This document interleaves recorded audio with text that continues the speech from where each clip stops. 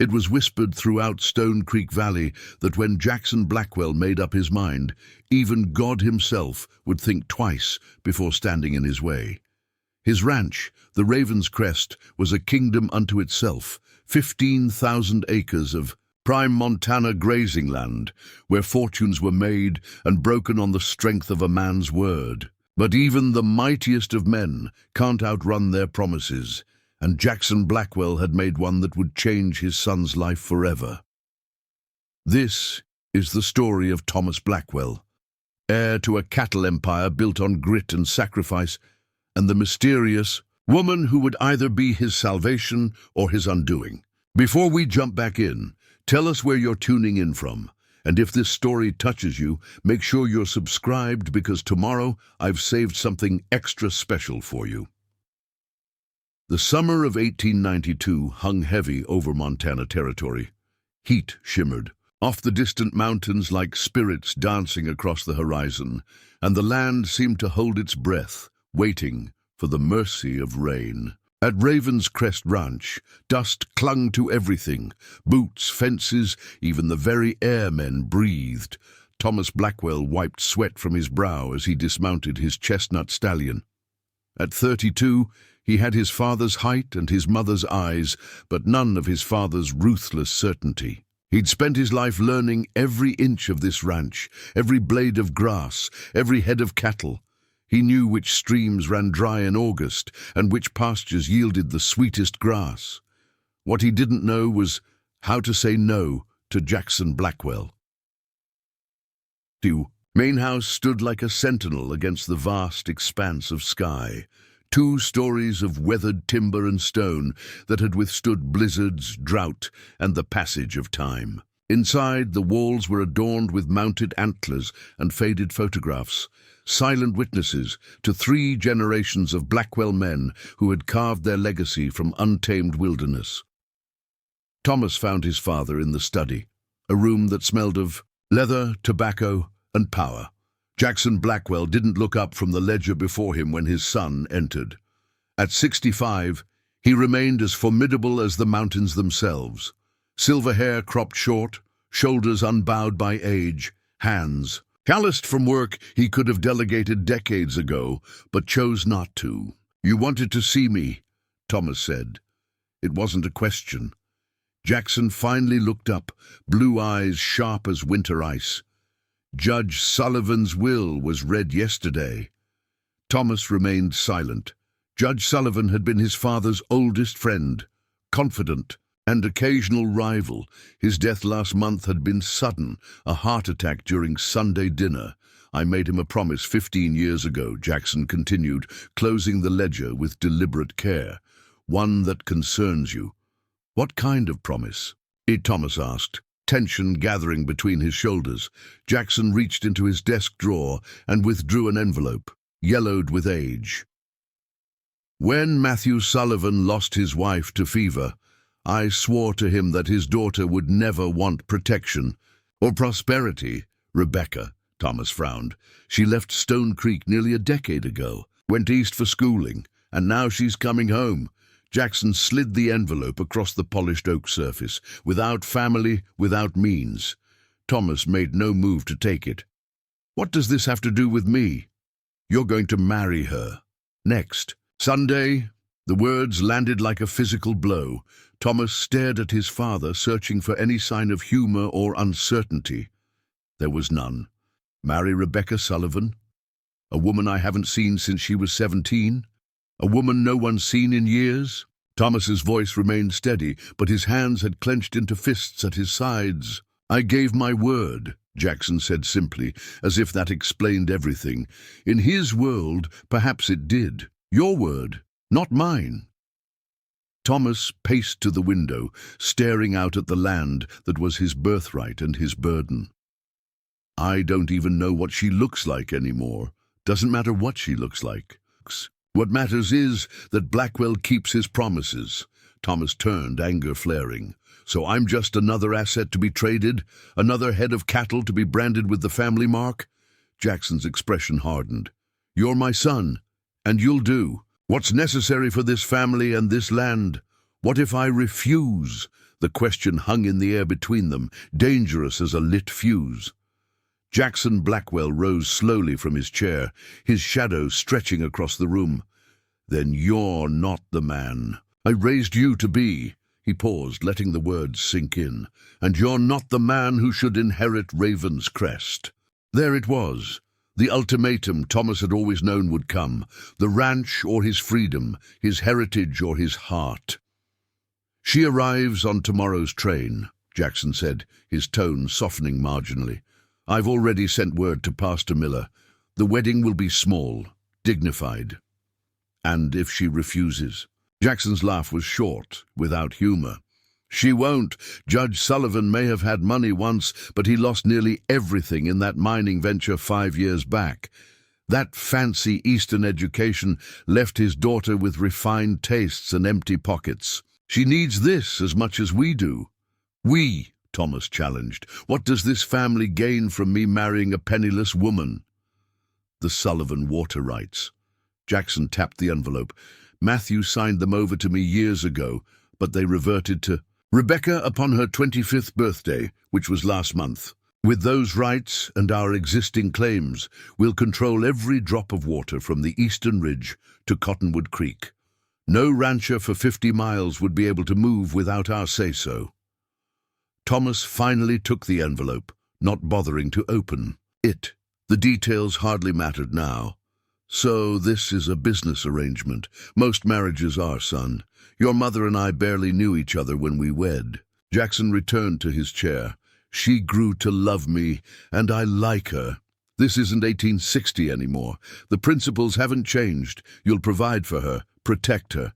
In return, she'll run your household, bear your children, and be a proper Blackwell. Wife." Jackson dipped his pen in ink, returning to his ledger.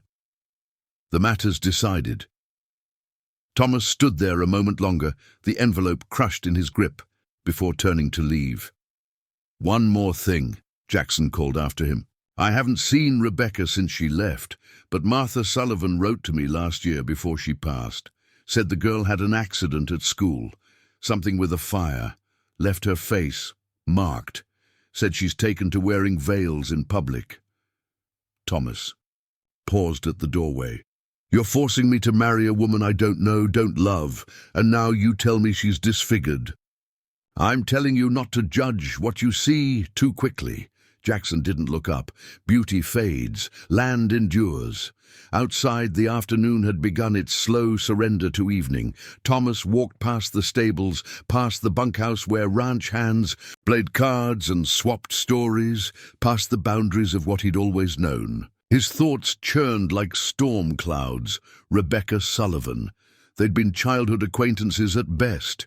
She'd been a quiet girl, always with a book, always watching. He remembered dark hair and serious eyes, a child who seemed old before her time. Now she was returning, changed by education and accident, to be his wife. Thomas reached the Eastern Ridge just as sunset painted the sky in violent shades of orange and red. Below him stretched the Raven's Crest in all its glory, cattle grazing in the valley, the silver ribbon of Stillwater Creek winding through willow breaks, the distant smoke from cook fires as ranch hands prepared their evening meal. All of it would be his one day. All of it depends on his acceptance of a bride chosen for water rights and old promises. He thought of leaving, packing a bag, saddling his horse, riding until Montana was just a memory. He'd done it once before. Spent 6 months working cattle drives in Wyoming after his mother died. But the land had called him back then, its pull stronger than grief or anger, or the sweet taste of freedom. As darkness claimed the valley, Thomas made his decision. He would meet Rebecca Sullivan. He would honor his father's word, if not his own desires. He would marry a stranger and hope that duty might somehow transform into something more. What he didn't know, couldn't know, was that Rebecca Sullivan had made decisions of her own during those years away. That beneath her veil lay more than scars. That sometimes the most valuable things in life arrive disguised as obligations we never wanted to bear. The train from Bozeman was scheduled to arrive at noon the following day. Thomas spent the morning, in a strange state of calm resignation, overseeing the branding of spring calves, giving instructions to the foreman about rotating the herd to fresher pasture. If the ranch hands noticed anything unusual in his manner, they were wise enough not to mention it. At 11:30, he returned to the main house, bathed and dressed in his best suit, charcoal gray with a black string tie. He didn't bother with flowers or gifts. This wasn't a courtship, it was a transaction. The Stone Creek train station was little more than a wooden platform and a telegraph office, but today it seemed to Thomas like the threshold to another life. He stood apart from the small crowd, hat in hand, watching the approach of black smoke on the horizon. With a screech of metal and a blast of steam, the locomotive arrived, disgorging a handful of passengers into the midday heat. Thomas scanned the newcomers, a drummer with sample cases, an elderly couple, a young man in a city suit. And then he saw her. She stepped down carefully, one gloved hand on the conductor's arm. She wore a traveling suit of deep blue, high-necked and tailored to her slender frame. A matching hat sat atop carefully arranged dark hair, and from it hung a fine mesh veil that obscured her features entirely. Thomas approached slowly, uncertain of his welcome, knowing only that from this moment forward his life would never be the same. "Miss Sullivan," he said, stopping before her. "I'm Thomas Blackwell. Welcome back to Stone Creek." Rebecca Sullivan stood perfectly still, like a painting, uncoming to life. The veil obscured her face completely, showing only the vague outline of her features. For a moment, neither spoke, the busy platform dissolving into background noise around them. "Mr. Blackwell," she finally said, her voice unexpectedly melodic, with the refined accent of Eastern schooling layered over Montana roots. "How kind of you to meet me personally." Thomas cleared his throat. "I thought it appropriate considering the circumstances." "Yes," she replied, "the circumstances." She adjusted her gloves, a small gesture that somehow conveyed both nervousness and determination. "I presume your father explained everything?" "He did." Thomas reached for her single trunk, hefting it easily. "My buggy's this way, if you're ready." They walked in silence through Stone Creek's main street, past the general store, where old men played checkers and tracked newcomers with curious eyes, past the saloon where piano music spilled into the dusty street, past the millinery where two women paused their shopping to whisper behind raised hands. Thomas helped Rebecca into the buggy, careful not to touch her more than necessary. As they pulled away from town, he found himself stealing glances at her veiled profile, trying to reconcile this composed woman with the shy girl he vaguely remembered. "You must have questions," Rebecca said suddenly, her hands folded primly in her lap. Thomas kept his eyes on the road. "Many, but they can wait if you prefer." "I'd rather know what I'm facing, Mr. Blackwell." "Thomas," he corrected. "If we're to be married in 3 days, you might as well use my given name." She nodded slightly. "Thomas, then, and I'm Rebecca." Preparing and narrating this story took us a lot of time, so if you are enjoying it, subscribe to our channel. It means a lot to us. Now back to the story. The buggy crested a hill, revealing the spread of Raven's Crest Ranch below them. The sprawling main house, the cluster of outbuildings, the vast expanse of grazing land stretching toward the mountains. "It's even more impressive than I remembered," Rebecca said quietly. "It's a working ranch," Thomas replied. "Not as refined as what you might be accustomed to back east." "I wasn't raised in a palace, Thomas. I remember mud and cattle well enough." The slight edge in her voice surprised him. Perhaps she wasn't as acquiescent as his father had implied. "Your father indicated there was some kind of accident," he said, immediately regretting the bluntness of his words. "That's why you wear the veil." Rebecca turned toward him, and though he couldn't see her expression, he felt the weight of her gaze. "Yes, A laboratory fire at the women's college I attended. I was studying chemistry. Chemistry? Thomas couldn't keep the surprise from his voice. I wouldn't have expected a woman to pursue such a subject. Her tone was cool but not angry, or a judge's daughter, either, I suppose. She turned back to the view. I found that expectations are rarely useful things, Thomas. They limit what we see, what we believe is possible. As they approached the ranch house, ranch hands paused in their work to stare openly at the veiled woman beside their boss's son. News traveled fast in ranch country. Everyone knew about the impending marriage, though few understood its purpose. Thomas helped Rebecca down from the buggy, then carried her trunk inside. Mrs. Winters, the housekeeper who had served the Blackwell family for 20 years, greeted them in the foyer with obvious curiosity. Miss Sullivan, welcome to Raven's Crest. I've prepared the blue room for you until the wedding. Thank you, Mrs. Winters, Rebecca replied with gracious warmth. I remember you from when I was a child. You always had peppermint sticks in your apron pocket. The older woman's face softened with surprise and pleasure. Indeed I did, for good little girls who said their please and thank yous. Which I hope I still do, Rebecca said with what sounded like a smile in her voice. Thomas watched this exchange with interest. Rebecca's charm was evident even through the barrier of her veil. He wondered what other qualities she might possess that weren't immediately apparent. I'll show you to your room, he said, gesturing toward the stairs. The blue room was at the east end of the second floor, spacious, with tall windows overlooking the ranch yard and distant pastures. The furniture was solid oak, polished to a soft glow by generations of careful hands. Fresh wildflowers stood in a ceramic vase on the dresser, Mrs. Winter's thoughtful touch. I hope you'll be comfortable here, Thomas said, setting down her trunk. Supper is at 6. My father will be joining us. Rebecca moved to the window, her silhouette outlined against the afternoon light. It's strange, returning as an adult to places you knew as a child.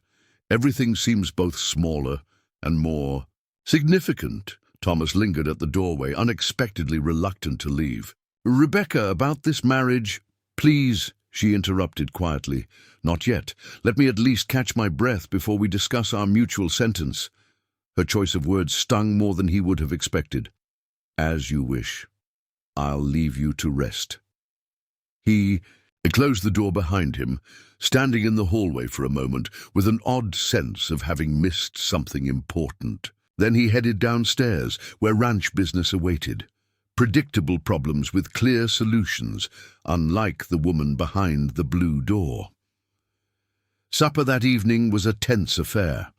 Jackson Blackwell dominated the conversation, outlining his plans for expanding the ranch's operations, asking Rebecca pointed questions about her father's estate and the water rights now in her possession. If he noticed her reluctance to speak of such matters, he gave no indication. The deed transfer will be handled after the ceremony, he said, cutting into his steak with precision. Simple enough, since you're to be family. I understand the business aspects of our arrangement, Mr. Blackwell, Rebecca replied coolly. Throughout the meal, she had managed to eat without fully removing her veil, lifting it just enough to allow small bites and sips. Though I confess, I'm curious why you didn't simply purchase the water rights outright when my father was in financial difficulty. Jackson's knife paused midway through the meat. Matthew Sullivan was a proud man. He wouldn't take charity, but he would accept an alliance between our families. He glanced at Thomas. Besides, my son is 32. High time he settled down. Thomas kept his expression neutral, though his jaw tightened.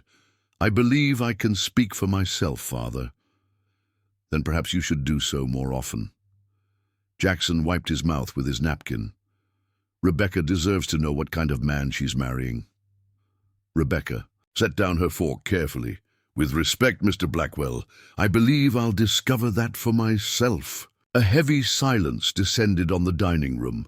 Thomas found himself studying Rebecca with new interest, despite her circumstances, penniless, disfigured, bound by her late father's arrangements. She maintained a quiet dignity that commanded respect. Later that night, Thomas stood on the porch, watching storm clouds gather on the horizon. The air smelled of rain and sage, a scent he'd known all his life. He heard the soft creak of the door behind him and turned to find Rebecca approaching, still veiled, despite the late hour and privacy of the porch. "May I join you?" she asked. "Of course." He moved aside, making room at the railing. She stood beside him, looking out at the darkening landscape. "Your father is exactly as I remembered him," Thomas gave a short laugh. "Unyielding as granite." "Determined," she corrected. "And absolutely certain he knows what's best for everyone." "That's a charitable interpretation." "Perhaps." She wrapped her shawl tighter around her shoulders. "Or perhaps I simply understand that difficult men are often shaped by difficult circumstances." Thomas glanced at her, wishing he could see her expression. "You're very forgiving of a man who's essentially bartered for your hand, just as you're very obedient to a father who's done the same to you." The words carried no judgment, only observation. "We all make compromises, Thomas." Lightning flashed in the distance, briefly illuminating the world in stark relief. Thunder followed seconds later. "Will you tell me what happened?" Thomas asked quietly. With the fire, Rebecca was silent for so long he thought she might not answer. Then she sighed, a soft sound nearly lost in the night breeze. "I was working late in the laboratory, an experiment with phosphorus compounds." Her voice was steady, detached, as if she were describing something that had happened to someone else. "A flask shattered. The chemical ignited instantly. My sleeve caught fire, then my hair." Thomas winced, imagining her terror. "Another student saved my life," she continued, "threw me to the ground, smothered the flames with her own coat, but not before—" Her hand rose unconsciously toward her face. "The doctors said I was fortunate. The burns could have been much worse." "I'm sorry," Thomas said, inadequate words for what she had endured. "Don't be. My scars taught me something valuable." "What's that?" "How quickly everything that seems important, beauty, social standing, others' approval, can burn away." She turned toward him. "And what remains when they do?" Thomas studied her veiled form, finding himself wondering not about the extent of her disfigurement, but about the strength it must have taken to rebuild her life after such trauma. He was struck by the sudden, uncomfortable realization that he knew very little about courage of that kind. "The wedding is in 2 days," he said. "If you've reconsidered, if you want to back out of this arrangement—" "Have you?" she interrupted. "Have I what?" "Reconsidered. Do you want to back out?" Thomas looked away, watching the approaching storm. The honest answer was yes. He had never wanted this marriage, this obligation. But something held him back from saying so, some nameless feeling he couldn't quite identify. "I made a commitment," he said finally. "As did I." Rebecca adjusted her veil. "Then I suppose we'll be married on Sunday as planned." She turned to go, pausing at the door. "Good night, Thomas." "Rebecca," he called after her. She stopped, waiting. At the ceremony, will you remove the veil?" Even in the dim light, he saw her shoulders stiffen slightly. "Is that important to you?" "I'd like to know the face of the woman I'm pledging my life to." She was quiet for a moment. "Then yes, I will remove it. But I should warn you, Thomas, sometimes seeing clearly requires more than just looking." With that cryptic statement, she disappeared into the house, leaving Thomas alone with the approaching storm and the strange sense that he was standing on the edge of something momentous, something that would change him in ways he couldn't yet comprehend. Sunday dawned clear and cool, the storm having passed in the night, leaving the world washed clean. The small white church in Stone Creek was decorated simply, wildflowers in mason jars, a few ribbons on the pews. Only a handful of guests were present. Ranch hands and their families, the doctor and his wife, a few townspeople curious about the judge's long-absent daughter and her hasty marriage to the Blackwell heir. Thomas stood at the altar in his best, suit, hat in hand, feeling strangely calm. Whatever happened today, at least the uncertainty would end. He would see Rebecca's face, speak the vows, and begin whatever life awaited them. When the church door opened and she appeared on Jackson Blackwell's arm, a murmur ran through the small congregation. Her dress was ivory satin, high-necked and elegantly simple. Her veil was thicker than the one she had worn previously, completely obscuring her features. The wedding march played on the wheezy organ as she walked slowly down the aisle. Thomas watched her approach, his heart beating faster than he cared to admit. This was it, the moment his life would change forever, for better or worse. Pastor Miller began the ceremony with practiced words about love and honor, commitment and sacrifice. Thomas barely heard him, his attention fixed on the veiled woman beside him, her gloved hands holding a small bouquet of white roses. Was she as nervous as he was? As resigned? As curious? "The rings, please," Pastor Miller said, and Thomas's. Ranch foreman stepped forward with the simple gold bands Thomas had purchased yesterday from the jeweler in town. "Do you, Thomas James Blackwell, take this woman to be your lawfully wedded wife?" Thomas swallowed hard. "I do." "And do you, Rebecca Ann Sullivan, take this man to be your lawfully wedded husband?" "I do." Her voice was clear, unwavering. "Then by the authority vested in me, I now pronounce you man and wife." Pastor Miller nodded to Thomas. "You may kiss your bride." The moment had arrived. Thomas turned to face Rebecca fully, his hands surprisingly steady as he reached for her veil. The church was absolutely silent, every eye fixed on the unveiling of Rebecca Sullivan Blackwell. Slowly, carefully, Thomas lifted the heavy veil. As it rose, he braced himself for what he might see: scarring, disfigurement, ruin. What he saw instead took his breath away. Rebecca's face was revealed inch by inch, a strong chin, full lips, high cheekbones, and then, finally, her eyes. Deep brown and utterly clear, gazing directly into his with intelligence and challenge. Her skin was smooth and unblemished, her features striking in their symmetry and strength. There were no scars, no burns, no disfigurement of any kind. Rebecca Sullivan was beautiful. Thomas stared in shock, uncomprehending. The church around them buzzed with surprised whispers, but he barely heard them. He could focus only on the woman before him, the woman who had hidden not ugliness, but beauty. "You're not," he began, then stopped, confused. Rebecca's gaze didn't waver. "Scarred," she finished for him, her voice low enough that only he could hear. "Not on my face, Thomas, not where anyone can see." Before he could respond, she leaned forward, closing the distance between them. Their first kiss was brief, proper enough for a church ceremony, but Thomas felt something pass between them, a current of understanding, a question, a promise. As they turned to face the congregation as husband and wife, Thomas realized with absolute certainty that nothing about this marriage would be what he had expected. Rebecca Sullivan, no, Rebecca Blackwell now, was clearly not the woman he thought he was marrying. The question that burned in his mind as they walked back down the aisle, his new wife's hand resting lightly on his arm, was simple and profound. Who exactly had he just pledged his life to? The wedding reception was a modest affair held on the wide veranda of the Raven's Crest main house. Lanterns hung from the eaves, casting warm light over tables laden with food prepared by Mrs. Winters and the wives of several ranch hands. A small band of local musicians played fiddle and guitar, while guests congratulated the newlyweds with varying degrees of sincerity.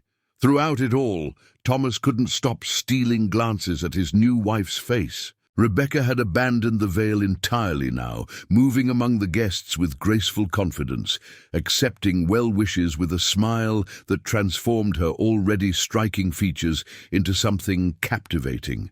The mystery of her deception hung between them, unaddressed in the public setting but impossible to ignore. Jackson Blackwell seemed as surprised as anyone by Rebecca's unblemished appearance, though he masked it quickly behind his customary stoicism. When he approached the couple with a glass of whiskey in hand, his eyes narrowed slightly as he studied his new daughter-in-law. "Interesting choice, keeping your face hidden," he remarked bluntly.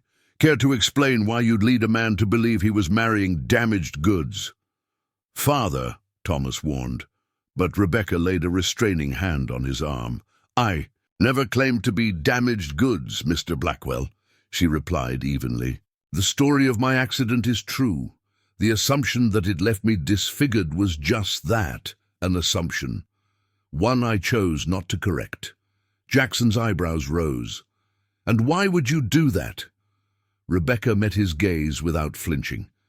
"Because I wanted to know if your son was the kind of man who would honor his commitment to a woman he believed to be scarred.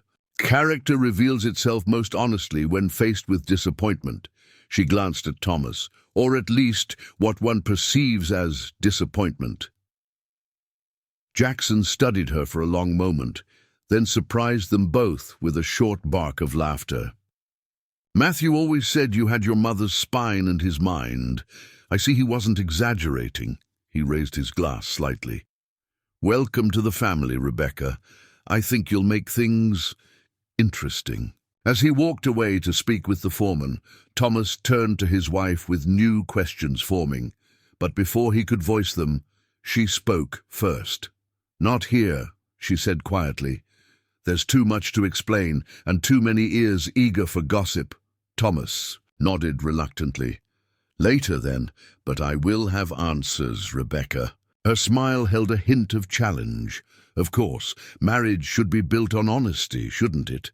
The irony of her words wasn't lost on him. As tradition dictated, the bride and groom departed the reception early, retiring to the east wing of the main house, where Thomas's quarters had been hastily expanded to accommodate a wife. The awkwardness between them was palpable as they entered what was now their shared bedroom, a large room with a four-poster bed, dresser, writing desk, and sitting area near the window. Rebecca stood in the center of the room, her wedding dress gleaming softly in the lamplight. Without the veil, with her dark hair arranged in elegant coils at the nape of her neck, she looked like a stranger to Thomas. A beautiful, enigmatic stranger he had just promised to spend his life with. "I imagine you have questions," she said, removing her gloves with deliberate care, more than a few. Thomas remained by the door, maintaining his distance. "Let's start with the most obvious. Why the deception? Why let everyone believe you were disfigured?" Rebecca moved to the window, looking out at the moonlit ranch yard. "When your father wrote to me about this arrangement, his letter made it abundantly clear what he was offering: financial security, the Blackwell name, and a husband who would tolerate a scarred wife in exchange for water rights." She turned to face him. "He never bothered to verify the rumors about my appearance. He simply assumed the worst and decided it was a price worth paying." "And you decided to test us," Thomas concluded, an edge of anger entering his voice, "to see if we would still honor the agreement despite your condition." "Not you. Him." Rebecca's expression softened slightly. "I needed to know what kind of man I was binding myself to, Thomas, whether you would treat me with kindness out of character or mere duty, whether you would see beyond appearances or merely endure them. So my reaction to your supposed disfigurement was some kind of moral test, call it self-preservation." She moved to the dressing table, beginning to remove the pins from her hair. "A woman in my position can't afford to be reckless with her future." "And what position is that exactly?" Thomas asked, crossing the room to stand behind her. Because, from where I'm standing, you've deliberately misled everyone, including me, about something rather significant. Rebecca met his gaze in the mirror, her hair falling in waves around her shoulders. My position is that of a woman with no family, no fortune, and few options in a world that values women primarily for their beauty and breeding capabilities. Her voice remained calm, but her eyes flashed with emotion. I needed to know if you were marrying me for the water rights alone, or if you might eventually come to value me as a person. Thomas ran a hand through his hair in frustration. And you couldn't simply ask, have an honest conversation? Would you have given me honest answers, she challenged me, or would you have said whatever was necessary to secure your father's legacy? The question struck uncomfortably close to the truth. Thomas turned away, unable to meet her gaze. The fire was real, Rebecca continued, her voice softening. I was trapped in that laboratory. My clothes did catch fire. But the student who saved me, she was the one who suffered the burns, not me. She rose from the dressing table, crossing to where Thomas stood. Mary Halstead threw herself over me without hesitation, without calculation. She carries the scars I should have borne. Thomas heard the catch in her voice, genuine emotion breaking through her composed exterior. What happened to her? He asked. She returned to her family in Philadelphia. Last I heard, she was teaching science to young girls. Rebecca looked down at her hands. I've never stopped feeling that I owe her a debt I can never repay. And somehow testing me was a way to honor that debt? No. Rebecca met his eyes directly. But it was a way to ensure I didn't waste the life she saved by tying it to a man who couldn't see beyond surface appearances. The room fell silent as Thomas absorbed her words. There was logic in her reasoning, even if he didn't particularly appreciate being the subject of her experiment. And yet, beneath his irritation lay a grudging respect for her strategy, calculating, yes, but born of necessity rather than malice. So, where does this leave us? He finally asked. Married under false pretenses. Strangers sharing a name and a bed. False assumptions, perhaps, but my commitment is genuine. Rebecca's expression was earnest now, the artifice stripped away. I intend to be a good wife to you, Thomas, to work alongside you, to build something meaningful from this arrangement. The question is whether you're willing to do the same, now that you know the truth. Thomas studied her, this complex, intelligent woman who had outmaneuvered both. Him and his father. He should have been furious, and part of him was. But another part, a part he hadn't known existed until now, was intrigued. I need time, he said finally. This isn't what I agreed to. A flash of hurt crossed her face before. She masked it. No, I suppose it isn't. You agreed to marry a damaged woman out of obligation. Instead, you find yourself married to an undamaged one who expects to be treated as a partner. That's not fair. Perhaps not. She moved to her trunk, which had been brought up earlier. I'll sleep in the adjoining room tonight. We both need, and time to adjust to our new circumstances. Thomas wanted to object, to press for more answers, but exhaustion suddenly overwhelmed him. This day had been nothing like what he'd expected, and tomorrow would bring new complications. Good night, Rebecca, he said instead. She paused at the connecting door, looking back at him with an expression he couldn't quite decipher. Good night, husband. Morning arrived with the insistent crowing of roosters and the familiar sounds of a ranch awakening. Thomas dressed quickly, his mind still churning with questions and confusion about the woman sleeping in the adjoining room. He slipped out without waking her, eager for the simple clarity of ranch work. The day passed in a blur of physical labor, mending fences, checking on pregnant mares, consulting with the foreman about the upcoming cattle drive. It was nearly supper time when Thomas returned to the main house, dusty and tired, but with a clearer head. He found Rebecca in his father's study, bent over the ranch's ledgers, making notes with quick, precise strokes of a pencil. She'd changed from her wedding finery into a practical dress of deep blue, her hair braided and coiled at the nape of her neck.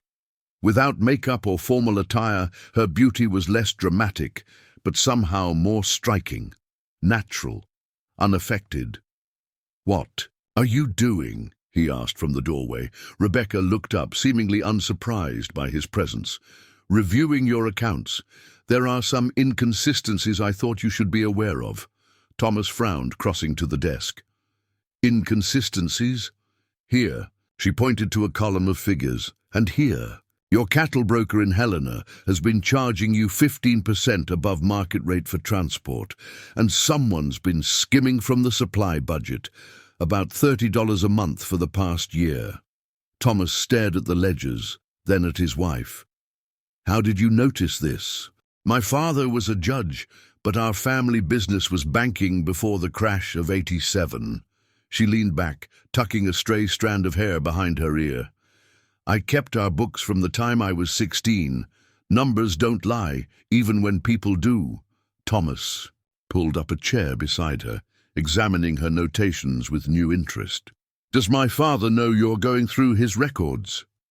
"Your father is the one who asked me to look," Rebecca replied, a hint of satisfaction in her voice. "Apparently, he wanted to see if I was as sharp with figures as Judge Sullivan always claimed." "And are you? Sharp enough to save Raven's crest? Nearly $500 a year if you address these issues." She closed the ledger. "Your cattle broker is taking advantage, and I suspect your former supply manager, Mr. Reynolds, was responsible for the missing funds before he left last month." Thomas leaned back, studying her with new eyes. "Where did you learn all this?" "I doubt they taught accounting at that women's college." "No, they taught chemistry, which I excelled at." A small smile played on her lips. "But I've always had a head for numbers. My father called it the most unladylike talent." "I doubt my father considers it unladylike if it saves him money," Thomas observed dryly. "No, he seemed quite pleased." Rebecca straightened the papers before her. "He's asked me to review all the accounts going forward." Thomas wasn't sure whether to be impressed or unsettled by how quickly Rebecca had insinuated herself into ranch operations. "You've been busy for your first day as a Blackwell. I don't believe in wasting time." She met his gaze steadily, "especially when there's so much at stake."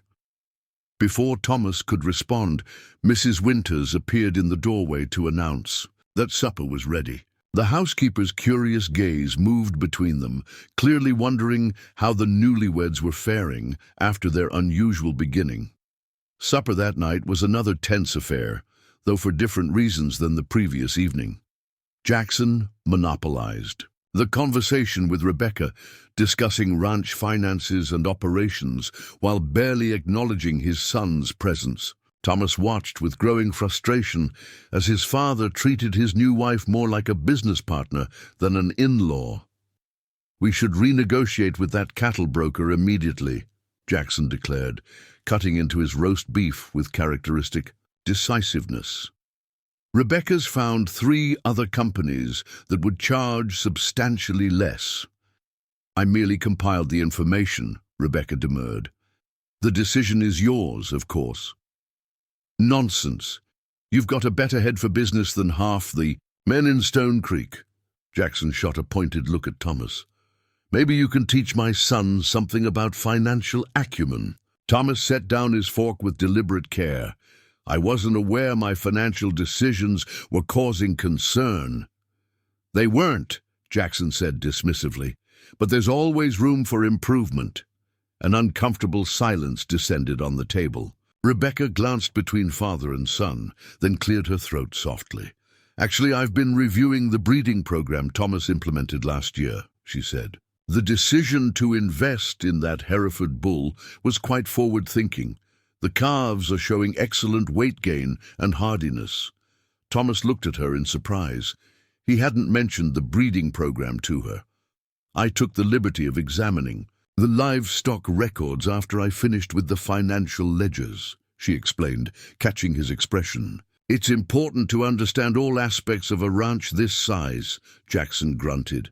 The bull was expensive and worth every penny based on the projected returns. Rebecca turned to Thomas. "Would you be willing to show me the new calves tomorrow? I'd like to see them firsthand." There was something in her eyes, a request that went beyond the simple question. Thomas found himself nodding. "Of course.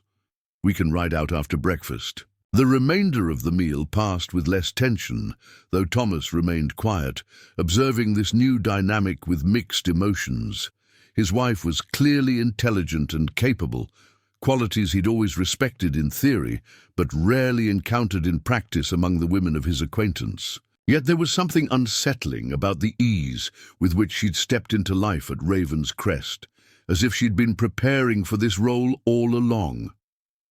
Later that night, as they prepared for bed in awkward silence, Thomas broached the subject that had been on his mind all evening. "Thank you," he said abruptly, "for what you said about the breeding program." Rebecca looked up from where she was brushing her hair at the dressing table. "I didn't say it to curry favor. The records speak for themselves. It was a sound investment. Still, you didn't have to mention it. Your father is a difficult man." She set down the brush.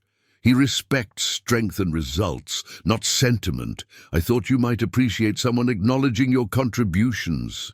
Thomas moved to the window, looking out at the moonlit ranch. "He's always been hard on me. Nothing I do is ever quite good enough." "Men like your father don't know how to express approval," Rebecca observed, joining him at the window. "They fear it might lead to complacency. You seem to understand him well after just 2 days." "I grew up with a father cut from similar cloth, different profession, same unyielding expectations." She stood close enough that he could smell the faint lavender scent of her hair oil. "It doesn't mean they don't value us, just that they don't know how to say it." Thomas turned to look at her, struck by the unexpected insight. "Is that why you agreed to this marriage? Because you understood my father's kindness?" "Partly." Her gaze was direct, unflinching. "And partly because I had nowhere else to go that wouldn't involve dependency on distant relatives who see me as a burden. At least here, I have the chance to be useful, to build something of my own." "Something of our own," Thomas corrected quietly. The distinction hung in the air between them, significant and unexplored. Rebecca's eyes widened slightly, then softened. "Yes," she said. "Perhaps that's what we're doing." Thomas realized with some surprise that he was standing very close to his wife now, close enough to see the flecks of amber in her brown eyes, the slight unevenness of her eyebrows, the small scar near her hairline that he hadn't noticed before. "Not perfect then, just real. Humans. I'm still angry about the deception," he said, his voice low. "I know." She didn't look away. "As you have every right to be. But I'm beginning to think I might have misjudged you in other ways. As I may have misjudged you." Her admission seemed to cost her something. "I thought you would be exactly like your father." "And am I?" Rebecca studied him, her expression thoughtful. "No. There's something different in you. Something that questions rather than demands. Something that listens." The moment stretched between them, taut with possibility.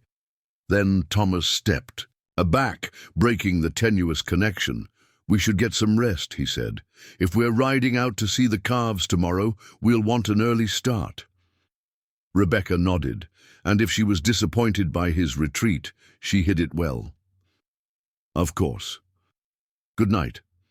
"Thomas, good night, Rebecca." As he lay awake later, listening to the unfamiliar sounds of another person breathing in the adjoining room, Thomas realized that his anger had begun to give way to curiosity.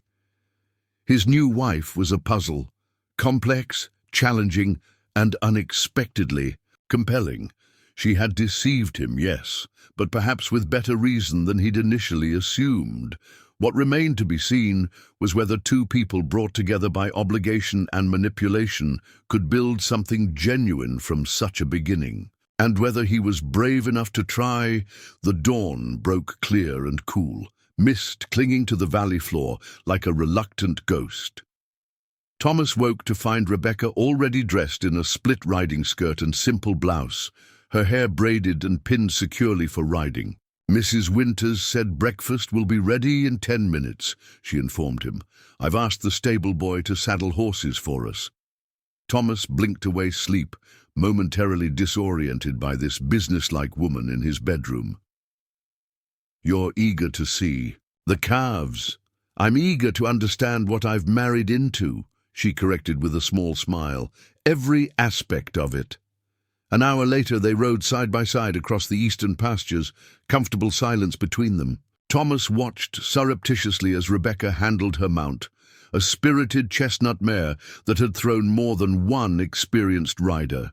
She sat the saddle with easy confidence, guiding the horse with subtle movements of her hands and legs rather than forcing compliance. "You ride well," he observed. "I grew up on horseback." She patted the mare's neck affectionately.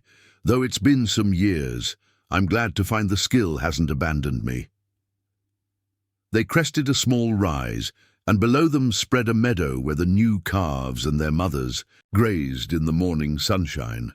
Thomas dismounted, holding the reins of Rebecca's horse as she swung down beside him. "They're beautiful," she said, surveying the red-brown calves with their distinctive white faces. "Strong-looking, too. The Hereford blood is making a difference. They're more resistant to drought and cold than our previous stock." Thomas couldn't keep the pride from his voice. "Another generation of selective breeding, and we'll have a herd that can thrive even in the hardest winters." Rebecca walked closer to the grazing cattle, moving slowly to avoid startling them. One bold calf approached her, curious nose extended.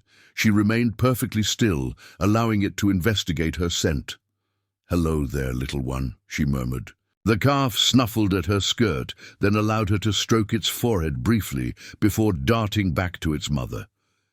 Thomas watched the interaction with interest. "You're good with animals." "I respect them," she replied simply. "They know when you're afraid or when you mean harm." She turned to him, her face animated in a way he hadn't seen before. "This is wonderful work, Thomas. I can see why you're so committed to it." Something warm unfurled in his chest at her genuine appreciation. "It's not just about better cattle," he found himself explaining. "It's about adapting to this land instead of fighting it, working with nature instead of trying to bend it to our will."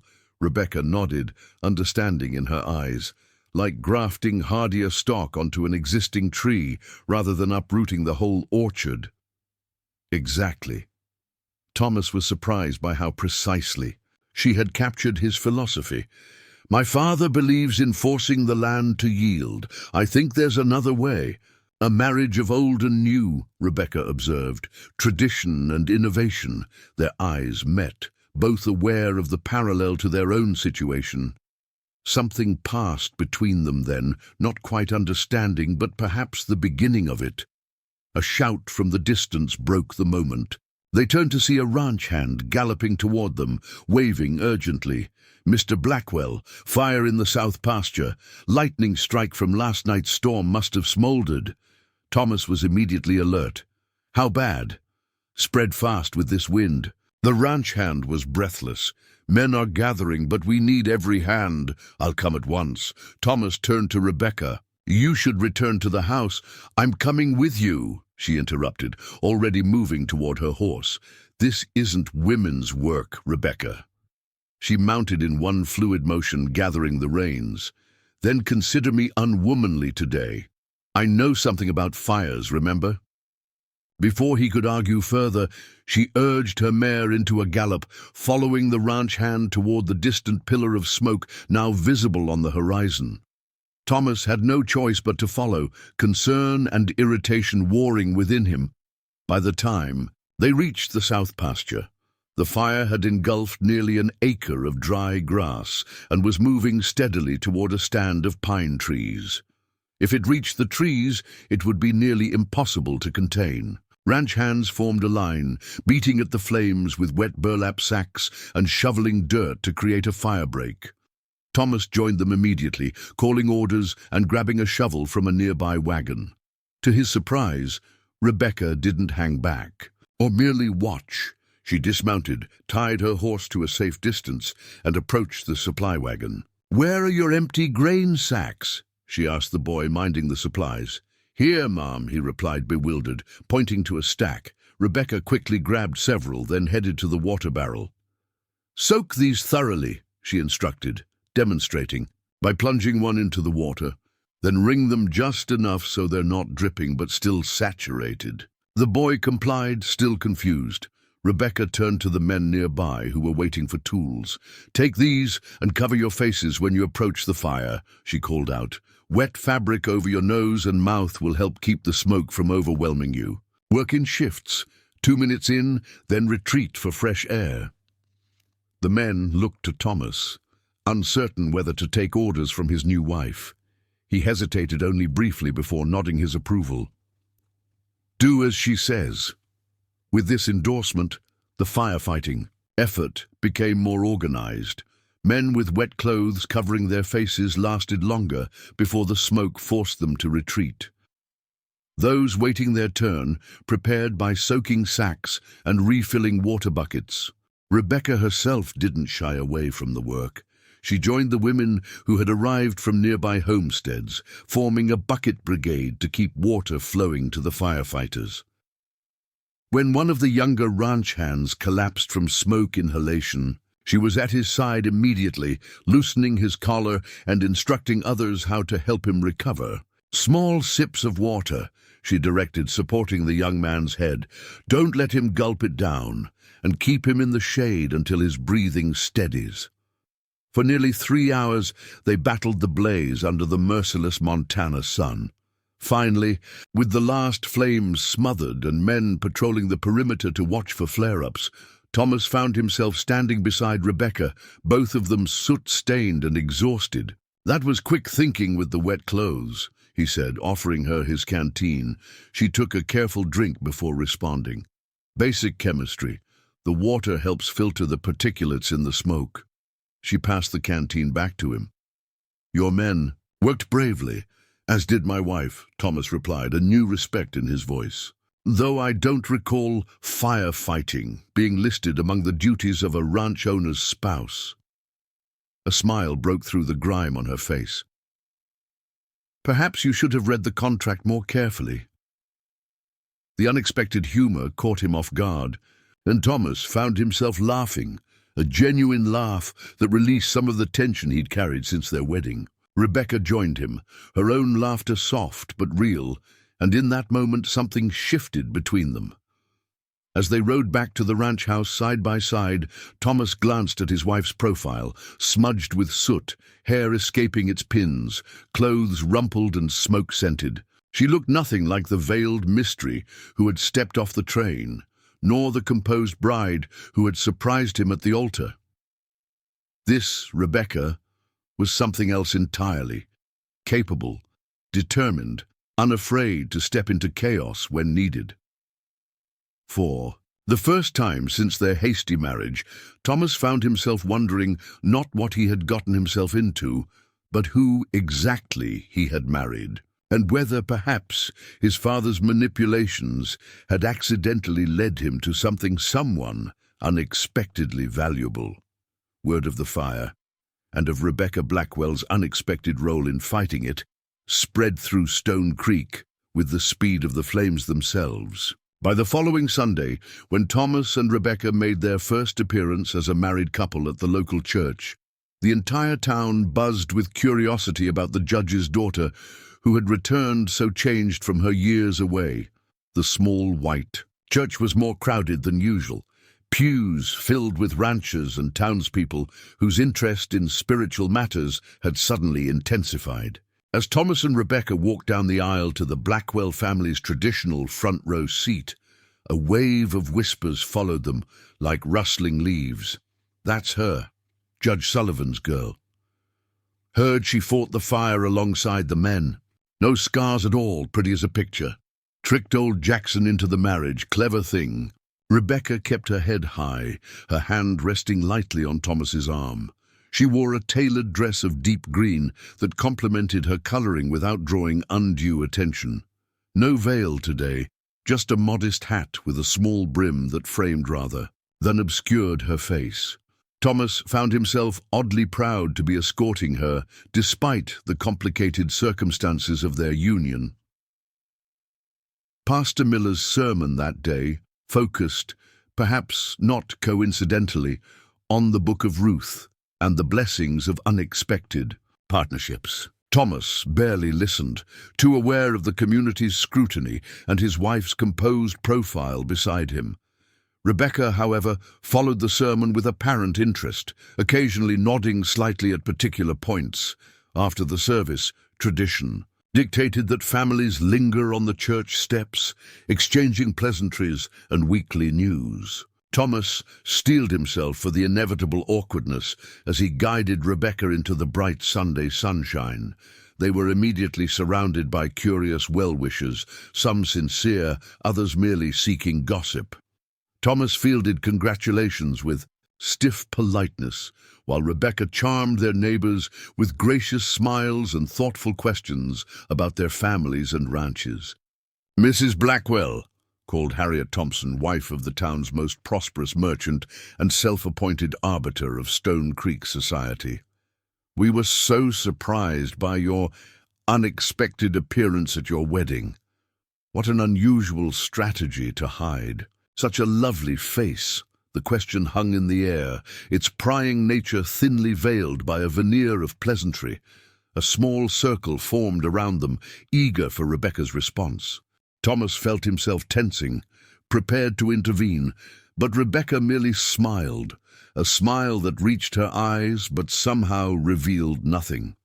"Mrs. Thompson, how kind of you to notice," she replied, her voice pleasant but firm. "In my experience, people often see what they expect to see rather than what's truly before them. I find it valuable to occasionally challenge those expectations." The older woman blinked, uncertain whether she'd been complimented or chastised. Before she could formulate a response, Rebecca continued smoothly. "I understand you organize the town's harvest festival each autumn. Thomas speaks highly of your organizational skills. I'd be grateful for any advice you might offer, as I hope to contribute in my new role here." The deflection was masterful, acknowledging the woman's status while redirecting the conversation to safer ground.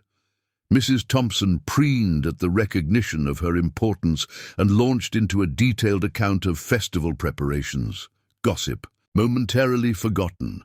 Thomas watched with growing admiration as Rebecca navigated the social minefield with graceful ease, neither confronting the town's curiosity directly nor shrinking from it. She was building bridges where he would have erected walls, finding connections where he would have maintained distance.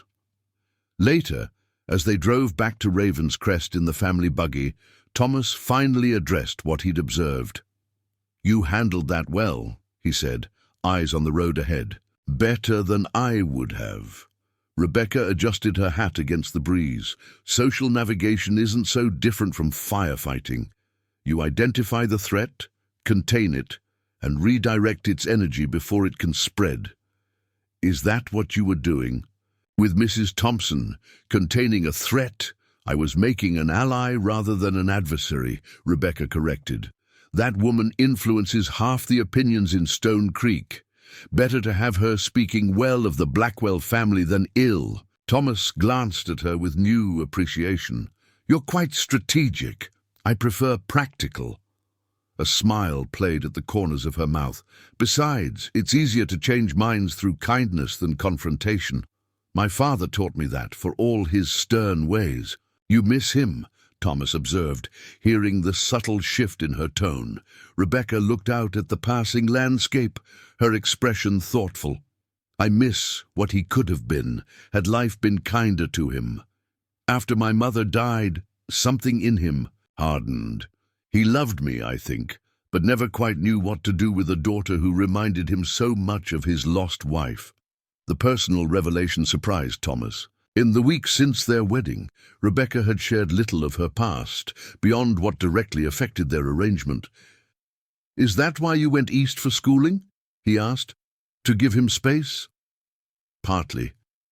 She turned back to him, her eyes clear and direct. "And partly because I wanted to become more than just the judge's daughter. I wanted knowledge that wasn't dependent on anyone's approval or permission." Chemistry, Thomas remembered. An unusual choice.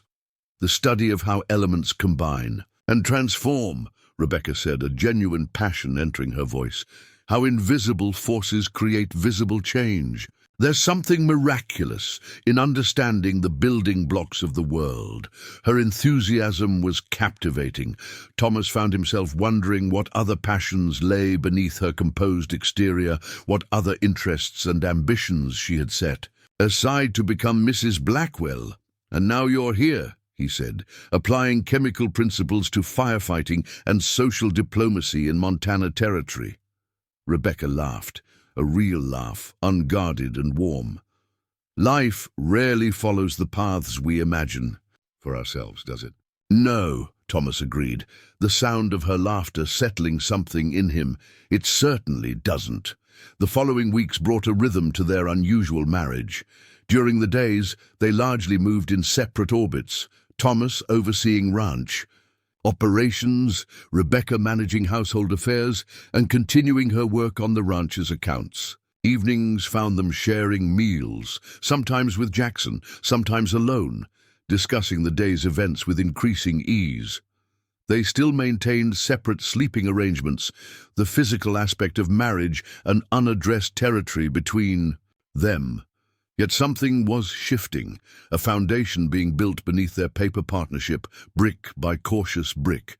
Thomas found himself looking forward to their conversations, curious about Rebecca's perspective on matters both large and small.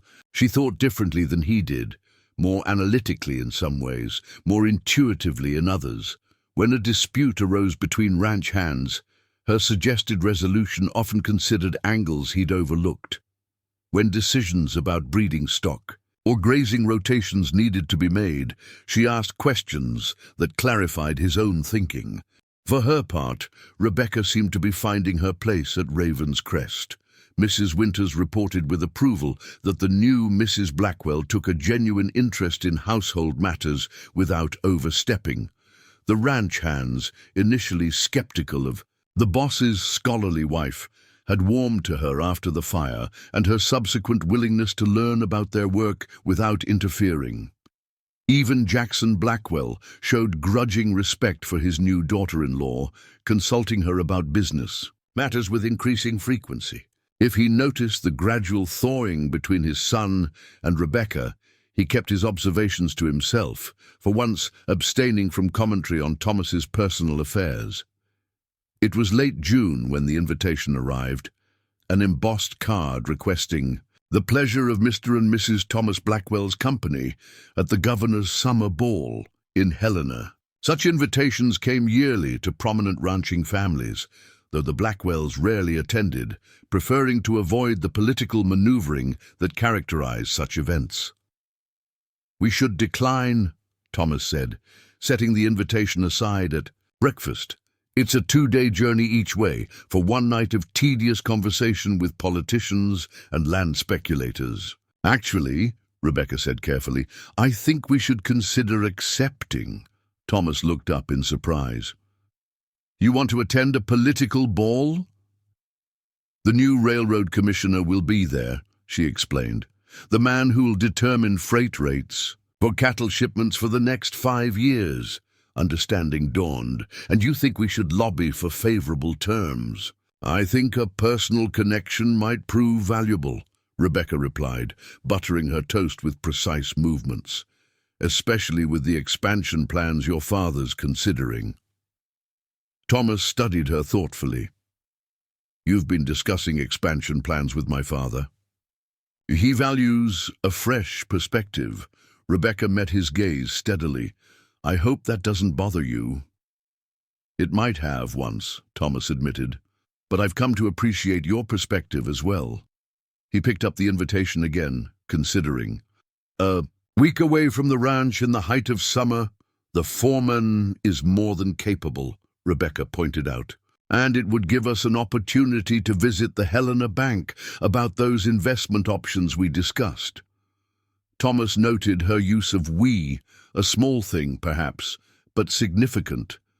In the weeks since their marriage, Rebecca had gradually shifted, from speaking of Blackwell affairs as yours to ours. "Very well," he decided, "we'll attend, though I warn you these affairs are generally more about appearances than substance." Rebecca smiled, a hint of mischief in her eyes. "Then it's fortunate that I'm becoming quite adept at managing appearances, isn't it?" The journey to Helena was long, but not unpleasant. They traveled by private carriage, stopping overnight at a respectable hotel in Bozeman. If the hotel proprietor found it odd that the newlyweds requested a suite with adjoining rooms rather than a single chamber, he was professional enough not to comment. As they neared the territorial capital, the landscape changed. Rolling hills, giving way to the dramatic backdrop of mountains, scattered homesteads yielding to more densely populated settlements. Helena itself was a study in contrasts, with elegant mansions built by mining fortunes standing alongside practical businesses, and government buildings.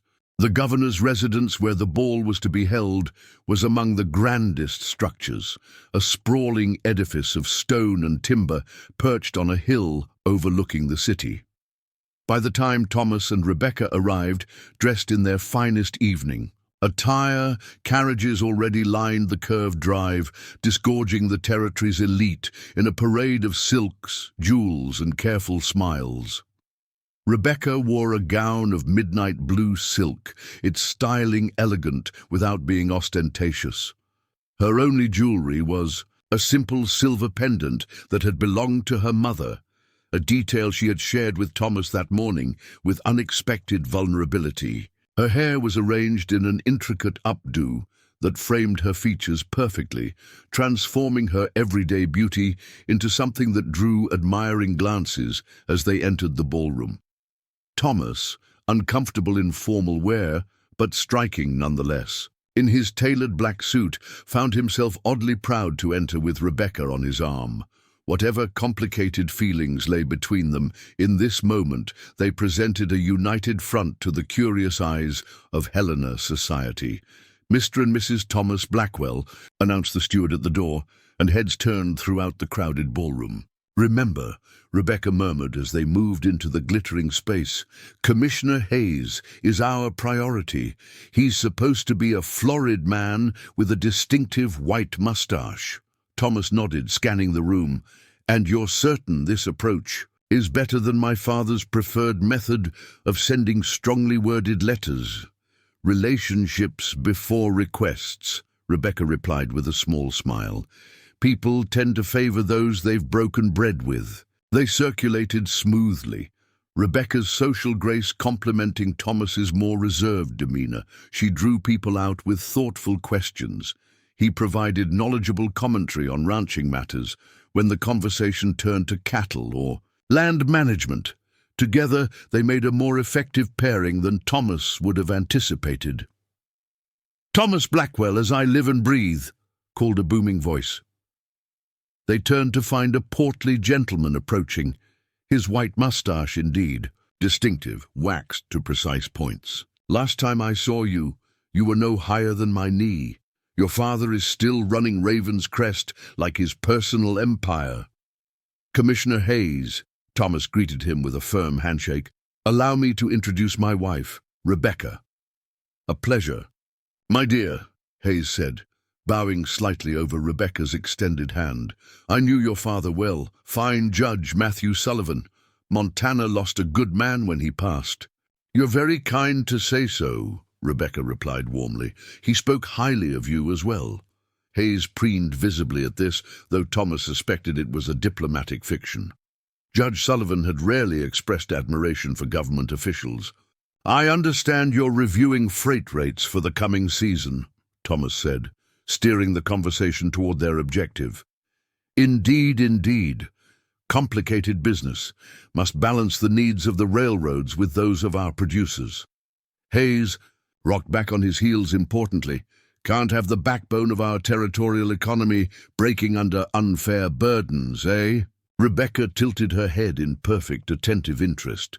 It must require tremendous insight to balance such competing interests. I imagine you've developed quite a sophisticated approach over your years of service. The flattery was subtle but effective.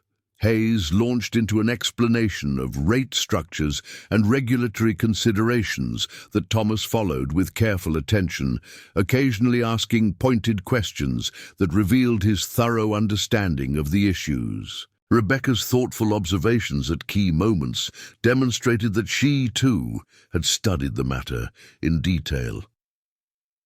By the time the commissioner was called away to greet the governor, he had promised to give special consideration to the unique challenges facing operations of Raven's Crest's caliber, as close to a commitment for favorable treatment as they could have hoped for. That was masterfully done, Thomas murmured as they moved toward the refreshment table. You have quite a talent for this. We make a good team, Rebecca replied, accepting a glass of champagne from a passing waiter. Your knowledge with my charm? Thomas suggested, a smile playing at his lips. I was going to say strategic conversation. She corrected primly, though her eyes sparkled with amusement. As the evening progressed, they danced once. A waltz performed with correct form, but cautious distance. Thomas found himself noticing details about his wife he'd previously overlooked. The graceful curve of her neck, the subtle floral scent she wore, the way her eyes crinkled slightly at the corners when she smiled genuinely rather than socially. The moment was interrupted by a voice that caused Rebecca to freeze mid-step. Rebecca Sullivan, or I suppose it's Blackwell now. They turned to find a tall, distinguished man in his 40s, his features handsome in a severe way, his attire impeccable. Something in his expression as he regarded Rebecca sent a wave of protectiveness through Thomas. Professor Harrington, Rebecca acknowledged, her voice carefully neutral. I didn't expect to see you so far west. Academic conference in San Francisco, followed by a consulting position with a mining concern here. His eyes traveled, assessing her. You look... Well, marriage agrees with you more than scholarship did, apparently. Thomas felt Rebecca's hand tighten on his arm. My husband, Thomas Blackwell, she said. Thomas Professor Edmund Harrington of Everton Women's College. He was head of the chemistry department during my studies. Thomas extended his hand with deliberate formality. Professor, you had the privilege of teaching my wife, I understand. Harrington shook his hand with a grip just firm enough to suggest competition. Indeed, one of our more determined students. Though I confess I was surprised to hear she'd abandoned her academic pursuits for... He glanced around the ballroom. More domestic ambitions. I wouldn't characterize managing a 15,000-acre cattle operation as primarily domestic, Thomas replied evenly. How fascinating. Harrington's smile didn't reach his eyes. And does your husband appreciate having such an educated wife, Rebecca? One who can discourse on molecular structures while overseeing the household accounts? There was something in his tone, a subtle mockery, an implied intimacy that set Thomas's teeth on edge. Rebecca's expression remained composed, but he felt the tension in her body where their arms connected. My wife's intelligence is one of her many admirable qualities, Thomas said before Rebecca could respond. Raven's Crest has benefited tremendously from her analytical skills and insight. How progressive of you, Harrington remarked, his tone suggesting the opposite. He turned back to Rebecca. I often wondered what became of you after the incident. Such a tragedy about Miss Halstead. I understand her family removed her from Academic life entirely, Rebecca paled slightly. Mary's sacrifice was extraordinarily brave. I've never forgotten what I owe her. Yes. Well, Harrington swirled his drink thoughtfully. Fortunate that you emerged unscathed while she did not. The implication hung in the air, ugly and insinuating. Thomas felt a surge of anger, but Rebecca spoke first, her voice low but steady. Nothing about that day was fortunate, Professor. If you'll excuse us, I believe the governor is about to make his address. She turned away, Thomas following her lead. They had taken only a few steps when Harrington's voice reached them again. She never told you the whole story, did she, Mr. Blackwell? About the fire, about why she left Everton so suddenly? You might ask her sometime. It's quite illuminating. Thomas felt Rebecca falter just for a moment before continuing across the ballroom with her head high. He guided her toward a relatively quiet alcove, concerned by the rigid set of her shoulders and the carefully controlled expression on her face. "Rebecca," he said quietly. "What was that about?" She drew a deep breath, composing herself. "Professor, Harrington and I had disagreements during my time at Everton. He holds certain views about women's intellectual capabilities that I challenged to his displeasure. It seemed more personal than academic," Thomas observed carefully.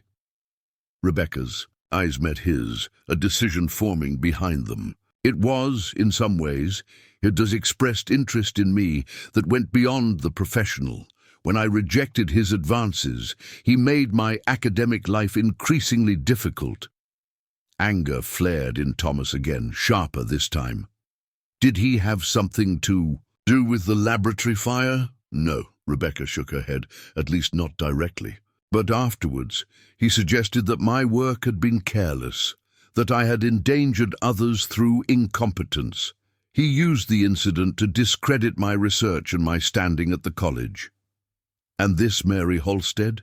The woman who was injured saving? You?" Rebecca's expression softened with remembered pain. "Mary was brilliant, far more talented than I in chemistry. She should have had a magnificent scientific career ahead of her. Instead, she suffered terribly because of an accident in a laboratory where I had insisted we work late." Her voice caught slightly. "Harrington was right about one thing. I left Everton shortly after. I couldn't face the whispers, the blame. I travelled, taught at a small school in Pennsylvania for a time, and eventually returned west when I learned of my father's death." Thomas studied her face, seeing the genuine regret and old pain etched there. "You believe you were responsible for what happened to her." "I was responsible for starting the experiment, for insisting we continue despite the late hour." Her hands twisted together briefly before she stilled them. "Mary never blamed me, but you blame yourself," Thomas finished gently, "and carried that burden alone." Rebecca looked up at him, vulnerability plain in her eyes for perhaps the first time since he'd known her. "I didn't tell you the complete truth about the fire, not because I wanted to deceive you, but because it's the most painful chapter of my life, my greatest regret." Thomas considered this, understanding dawning. "And that's why you tested me with the veil, not just to see if I could accept imperfection, but because you carry scars of a different kind." Yes, the word was simple, but weighted with meaning. Before Thomas could respond, the governor's voice boomed through the ballroom, calling for attention as he prepared to address his guests. The moment of intimate disclosure shattered, replaced by social obligation. Rebecca straightened her shoulders, the vulnerability vanishing behind her public composure. "We should join the others," she said. Thomas nodded, but as they moved to rejoin the crowd, he took her hand in his, not just offering his arm as propriety dictated, but holding her fingers in a gesture of support and growing understanding. After a moment's surprise, Rebecca's hand tightened around his, acceptance and gratitude in the simple contact. The remainder of the evening passed in a blur of political speeches and social niceties. Professor Harrington kept his distance, though, Thomas occasionally caught him watching Rebecca with an expression that combined resentment and something more troubling. When they finally departed, Thomas felt a palpable sense of relief as he handed Rebecca into their waiting carriage. They rode in silence through Helena's darkened streets, each absorbed in private thoughts. It wasn't until they reached their hotel that Rebecca spoke again. "I owe you an apology," she said quietly as they entered their suite. "I should have told you everything from the beginning." Thomas removed his jacket, considering his response carefully.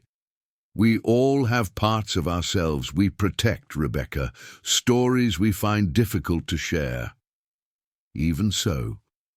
She stood by the window, moonlight silvering her profile. "Our marriage may have begun as an arrangement, but you deserve honesty." "Would you like to tell me now?" he asked, moving to stand beside her. "The full story?" Rebecca turned to face him, searching his expression for judgment and finding none. Slowly, haltingly at first, then with increasing clarity, she recounted the events that had shaped her. Her passionate pursuit of chemistry against her father's wishes, her friendship with Mary Halstead, Harrington's unwanted attention and subsequent undermining of her work, the devastating fire and its aftermath. After Mary's recovery, her family took her home to Philadelphia. They blamed Everton, and specifically me, for what happened. Her father forbade us from communicating. Rebecca's voice grew softer. "I tried to visit her once, but was turned away at the door. The last I heard, she was teaching basic sciences at a girls' school. Her research career ended before it truly began." "And you've carried this guilt ever since," Thomas observed, "letting it shape your decisions, your sense of what you deserve." Rebecca looked startled at his insight. "I suppose I have," she admitted.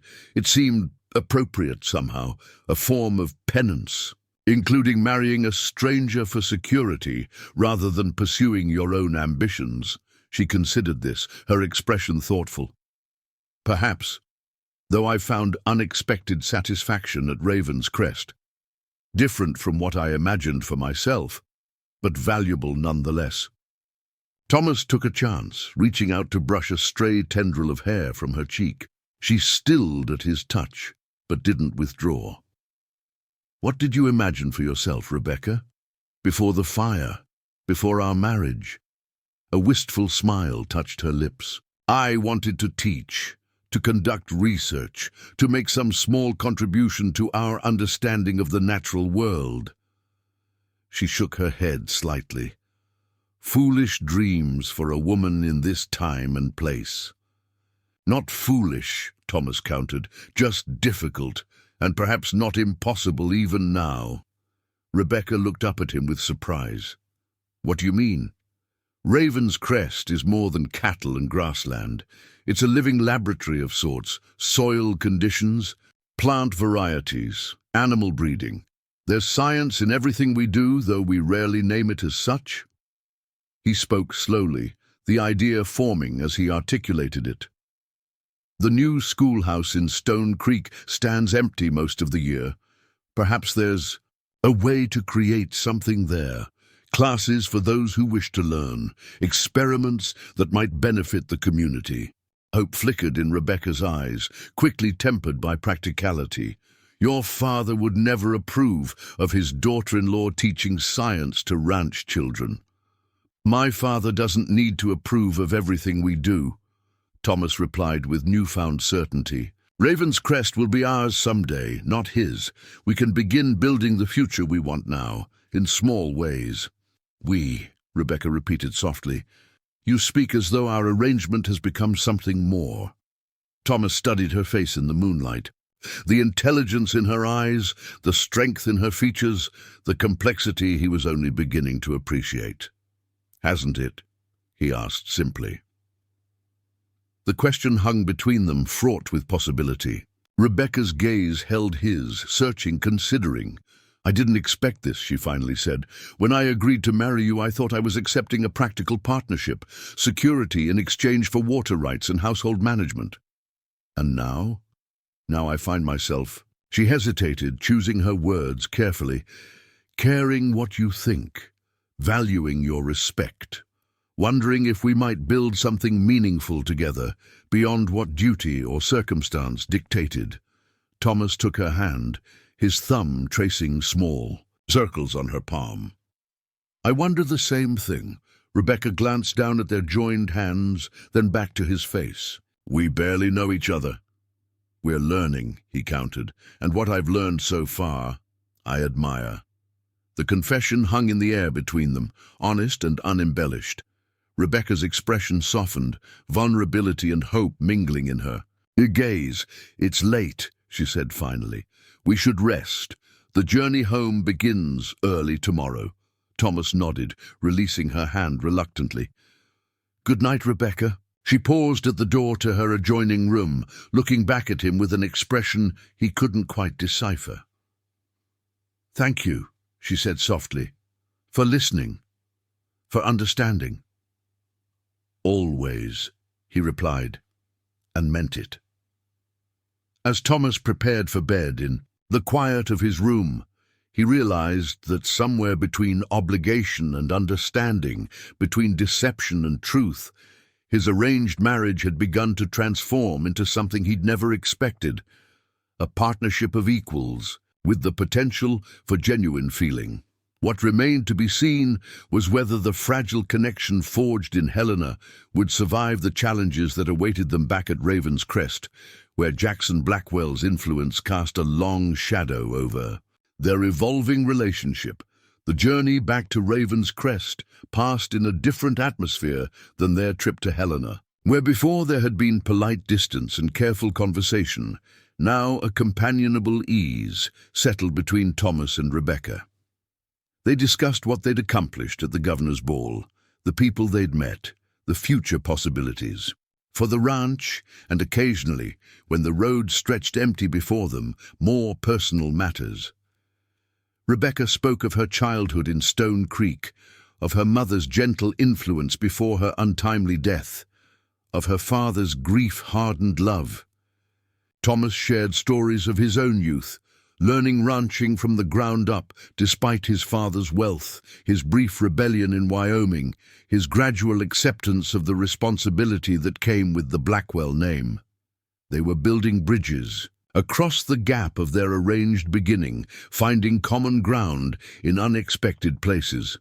By the time Raven's Crest appeared on the horizon, something fundamental had shifted between them. Not quite love, perhaps, but a foundation strong enough to build upon. Home at last, Thomas said as they approached the ranch house, the late afternoon sun gilding the weathered timber. Rebecca glanced at him, noting his choice of words. Yes, she agreed softly. Home. They were greeted by Mrs. Winters, who took their travel bags and informed them that Jackson was waiting in his study. He's been asking after you since noon, the housekeeper added, with a meaningful look at Thomas. Seems rather agitated about something. Thomas and Rebecca exchanged concerned glances. You should rest, he told her. I'll see what's troubling. My father. We'll go together, Rebecca countered, removing her traveling hat. Whatever it is, we'll face it as we did in Helena. Thomas felt a surge of appreciation for her resolute support. With a nod, he led the way to his father's study, where they found Jackson Blackwell pacing before the window, a telegram crumpled in his fist. There you are, he barked without preamble. Thought you'd be back yesterday. We stopped in Bozeman to meet with the bank manager as planned, Thomas replied evenly. What's happened? Jackson thrust the telegram at him. Northern Pacific is proposing a new spur line that would cut straight through our eastern grazing land. Surveyors were spotted on our property yesterday. Thomas scanned the telegram, a missive from a business associate in Helena warning of the railroad's expansion plans. This would divide our best summer pasture, he said, frowning. We'd lose access to nearly 3,000 acres unless they provide adequate crossings. They won't, Jackson said grimly, not without a fight. I need you to ride out tomorrow with the foreman and a few men. Make it clear to any surveyors that they're trespassing on private property. Rebecca stepped forward, having read the telegram, over Thomas's shoulder. "If I may suggest an alternative approach—" "This is ranch business," Jackson interrupted sharply. "Best leave it to those who understand the stakes." Thomas stiffened at his father's dismissive tone, but Rebecca continued, unperturbed. "At the governor's ball, we met William Pearson, Northern Pacific's regional director," she said calmly. "He expressed interest in visiting Raven's Crest to discuss potential opportunities. Perhaps this situation presents an opening for negotiation, rather than confrontation," Jackson scowled. "Railroads don't negotiate unless forced. They take what they want unless shown they can't." "With respect, Mr. Blackwell, this particular railroad has considerable political influence," Rebecca persisted. "Commissioner Hayes specifically mentioned that the governor favors expansion of rail service through the territory. Fighting in the Northern Pacific directly could position Raven's Crest against the territorial administration." Thomas watched the exchange with growing admiration for Rebecca's poised reasoning. "She has a point, Father. A strategic approach might serve us better than an outright confrontation." Jackson's gaze swung between them, his expression darkening. "I see how it is. A few days in Helena, a few dances with politicians, and suddenly, my son thinks diplomacy trumps defending what's ours." He fixed Rebecca with a hard stare. "This is your influence, I take it. This is a practical assessment of our options," Thomas interjected before Rebecca could respond. "If we antagonize the railroad without exploring alternatives, we risk more than losing pasture land. Your grandfather built this ranch with a rifle in one hand and barbed wire in the other," Jackson growled. "Not with fancy words and political maneuverings." "Times change," Thomas said firmly. "The Montana Territory of 1892 isn't the same as when grandfather arrived. Legal battles and political alliances matter as much now as strength and determination did then." Father and son locked eyes in a silent contest of wills. Jackson Blackwell had always dominated such encounters through sheer force of personality. But this time, Thomas held his ground, his stance unwavering. After a long moment, Jackson turned away, his shoulders rigid with displeasure. "Do what you think best, then. But when your diplomatic approach fails, don't expect me to clean up the mess." "Mr. Blackwell," Rebecca said, her voice gentler now. "We're not suggesting abandoning defense of Raven's Crest's interests, only that we might achieve those interests through multiple strategies rather than a single approach." Jackson gave her a measuring look. "You speak well, Rebecca. I'll grant you that." He moved to his desk, seating himself heavily. "Invite your railroad man if you must, but I want our legal position clear before he sets foot on this property." "I'll ride to town tomorrow and telegraph Pearson," Thomas said, recognizing the grudging concession for what it was. "And I'll have our property boundaries verified with the land office." Jackson nodded curtly, turning his attention to the papers. On his desk, in clear dismissal, Thomas and Rebecca withdrew, closing the study door behind them. "That went better than I expected," Thomas murmured as they climbed the stairs to their rooms. "He respects strength," Rebecca observed, "even when it challenges his own views." "I've never stood up to him like that before," Thomas admitted, surprised by the realization. "Not about anything that mattered." Rebecca paused at the top of the stairs, studying his face with thoughtful eyes. "Perhaps you needed something worth standing for." The simple statement lingered in Thomas's mind long after they'd retired to their respective rooms. In the quiet darkness, he contemplated how much had changed in the weeks since Rebecca's arrival. He had begun viewing the ranch not just as an inheritance to preserve, but as a legacy to shape according to his own vision. He had found his voice, in opposition to his father's unyielding perspective, and most unexpectedly, he had discovered in his arranged wife a partner whose strengths complemented his own. The next morning brought clear skies and a sense of purpose. After breakfast, Thomas prepared to ride into Stone Creek to send the telegram to William Pearson. As he saddled his horse, Rebecca appeared in the stable doorway, dressed in her riding skirt and jacket. "I thought I might accompany you to town," she said. "There are a few supplies I'd like to purchase." Thomas smiled, pleased by the prospect of her company. "I'd welcome it." They rode side by side through the summer green landscape, discussing their strategy for approaching the northern Pacific. Rebecca's insights into the political considerations were astute, while Thomas contributed his deep knowledge of the ranch's needs and operations. By the time they reached Stone Creek, they had formulated a proposal that protected Raven's Crest's interests while acknowledging the railroad's expansion plans. After sending the telegram, they strolled along the town's main street, nodding to acquaintances and stopping occasionally to chat with merchants. Thomas noticed how easily Rebecca had integrated herself into the community, remembered names and family connections, inquired after businesses and children with genuine interest. Their last stop was the small building that served as Stone Creek's schoolhouse, a simple structure currently closed for the summer months. Rebecca paused before it, her expression contemplative. "What are you thinking?" Thomas asked, following her gaze. "About what you said in Helena," she replied.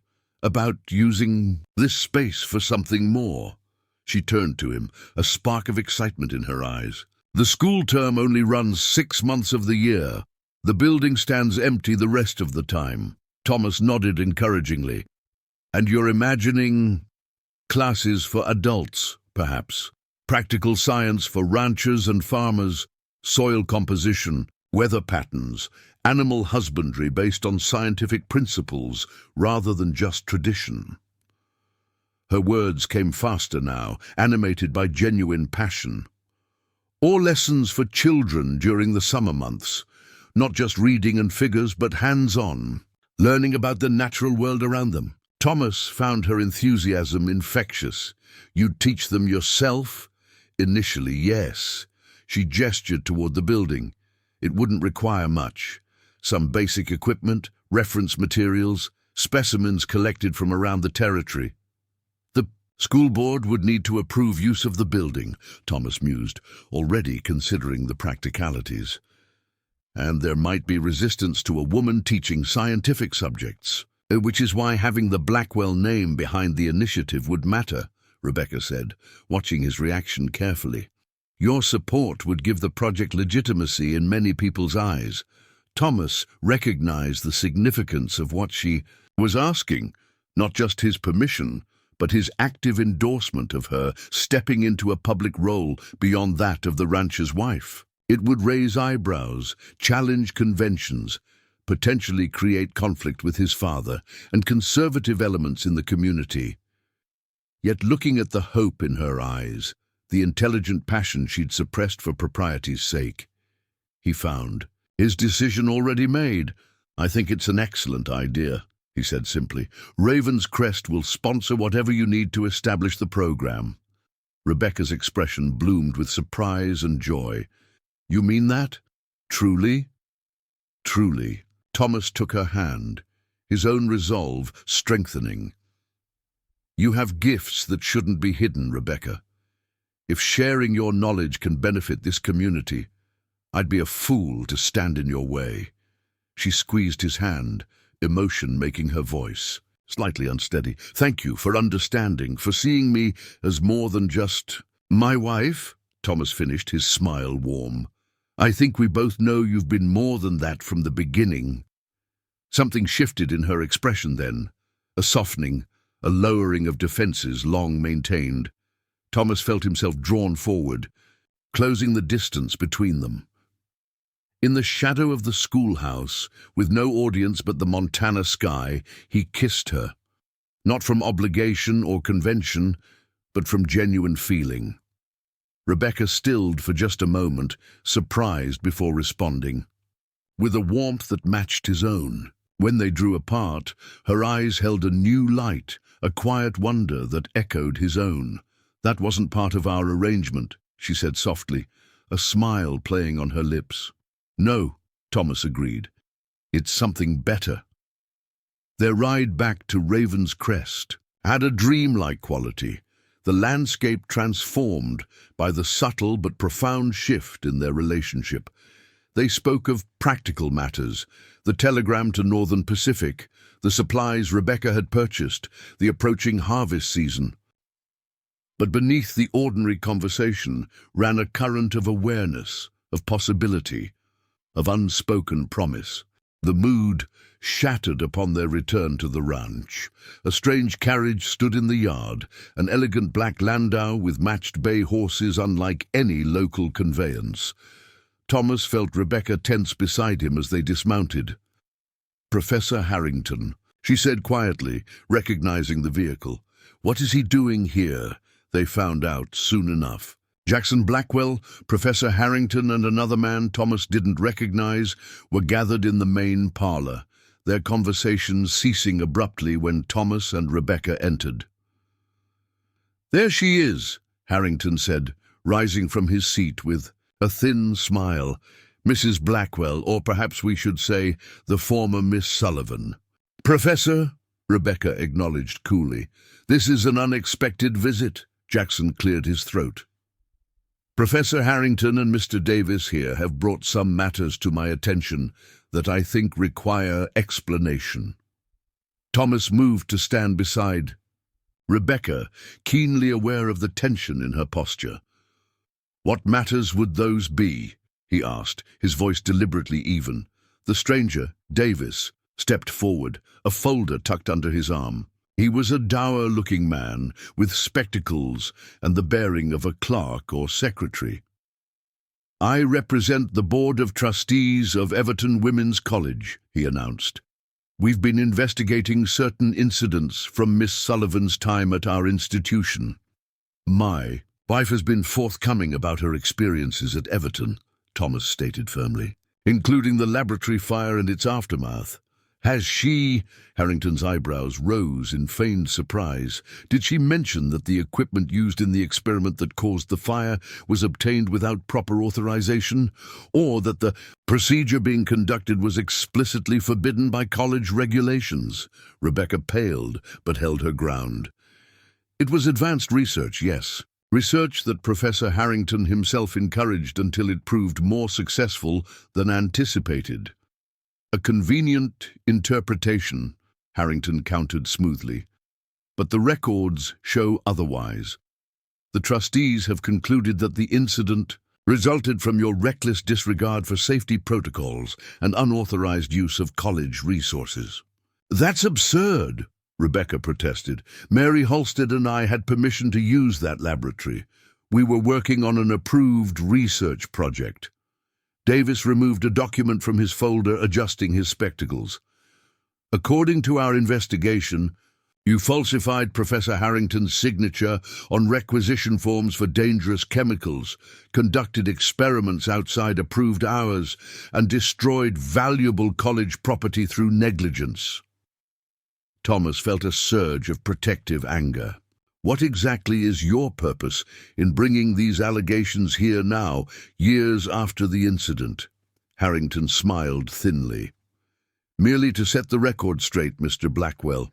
When I encountered your wife in Helena, I was struck by the selective nature of her account of her time at Everton." He turned to Jackson. "I felt a man of your standing should know the full character of the woman who has joined your family." Jackson's expression was grave, his eyes moving between Rebecca and the visitors. "These are serious claims, Rebecca. Did you falsify documents, conduct unauthorized experiments?" Rebecca stood very still, her hands clasped tightly before her. "The research Mary and I were conducting showed remarkable promise. Professor Harrington initially supported our work, but when I refused his personal attention, that support was withdrawn. We continued our experiments because we believed in their scientific merit." "So you admit to circumventing proper channels?" Davis pressed. "I admit to pursuing knowledge, despite obstacles placed in our path," Rebecca replied steadily. "The fire was a tragic accident, not the result of recklessness or negligence." Harrington turned to Thomas, his expression a study in false concern. I understand your marriage was arranged rather hastily, Mr. Blackwell. One wonders if you were fully informed of Miss Sullivan's history of deception and disregard for authority. Thomas felt rather than saw Rebecca flinch beside him. Something cold and hard formed in his chest. Not doubt in his wife, but rage at the calculated cruelty of this ambush. "Let me be absolutely clear," he said, his voice dangerously quiet. "I am fully aware of my wife's history, her character, and her exceptional intellect. What I'm struggling to understand is why a professor from an Eastern college would travel thousands of miles to malign a former student to her family." Harrington blinked, momentarily thrown by the direct challenge. "As I said, merely to ensure that she remains punished for rejecting your advances?" Thomas finished, stepping forward. "Or perhaps to prevent her from establishing herself here, where your influence can't reach?" Davis looked startled, glancing between Thomas and Harrington with uncertainty. "Professor, you didn't mention any personal conflict with Miss Sullivan." "Because there was none," Harrington snapped. "These are baseless accusations meant to distract from the documented evidence of misconduct." Jackson rose from his chair, his expression unreadable. "Professor Harrington, Mr. Davis, I think I've heard enough for now. I'd like to speak with my son and daughter-in-law privately." "Of course," Davis said quickly, replacing the document in his folder. "We're staying at the hotel in Stone Creek, should you wish to discuss this matter further." As the visitors were shown out, a heavy silence descended on the parlor. Rebecca stood rigidly by the fireplace, her face composed, but her eyes revealing the strain of the confrontation. Thomas moved to her side, deliberately taking her hand in silent support. Jackson observed the gesture with narrowed eyes. "Well," he said finally, "it seems there's more to your past than you've shared, Rebecca." "Not in any way that matters," Thomas interjected firmly. Jackson ignored him, focusing on Rebecca. "I want the truth, all of it. Not the version you think will preserve your standing, but the facts as they occurred." Rebecca met his gaze directly. "Professor Harrington is a man who believes women have no place in scientific research. When I demonstrated aptitude that threatened his views, he first attempted to cultivate my favor, and when that failed, to undermine my work." Her voice remained steady despite the difficult admission. "Yes, Mary and I conducted experiments beyond what was officially sanctioned. We were discovering properties of phosphorus compounds that hadn't been documented before." "And the fire?" Jackson pressed. "Was an accident," Rebecca stated firmly, "but one I've carried responsibility for every day since. Mary saved my life at great cost to herself. There is nothing Professor Harrington can say that would make me feel more guilt or regret than I already bear." Jackson studied her, his expression giving nothing away. Then his eyes shifted to Thomas's hand, still firmly clasping Rebecca's. "Do you believe her account?" "Completely," Thomas said without hesitation, "and I find it telling that this man waited until he saw us together at the governor's ball to pursue his vendetta. He observed something between us that troubled him. Perhaps the realization that Rebecca has found a place where her intelligence and character are valued rather than suppressed." A flicker of something passed across Jackson's weathered features, surprise perhaps at his son's vehement defense. He moved to the window, looking out at the ranch yard as he considered his response. "Harrington strikes me as a man whose pride was wounded," he finally said, "and wounded pride can fester into something ugly over time." He turned back to face them. "However, the fact remains that you concealed significant details about your past, Rebecca. That concerns me." "With respect, Mr. Blackwell," Rebecca replied, "when you arranged this marriage, you weren't seeking a partner for your son, but a means to secure water rights and a suitable hostess for Raven's Crest. My academic history seemed irrelevant to those requirements." Jackson's eyebrows rose at her directness. "Fair point," he conceded, though it seems your relationship has evolved beyond those initial parameters." His gaze moved meaningfully to their joined hands again. Thomas straightened, sensing the moment. Had come for honesty on all fronts. "It has," he confirmed. "What began as an arrangement has become something more genuine, something I value and intend to nurture." "I see." Jackson returned to his chair, settling into it with the air of a man preparing for a lengthy discussion.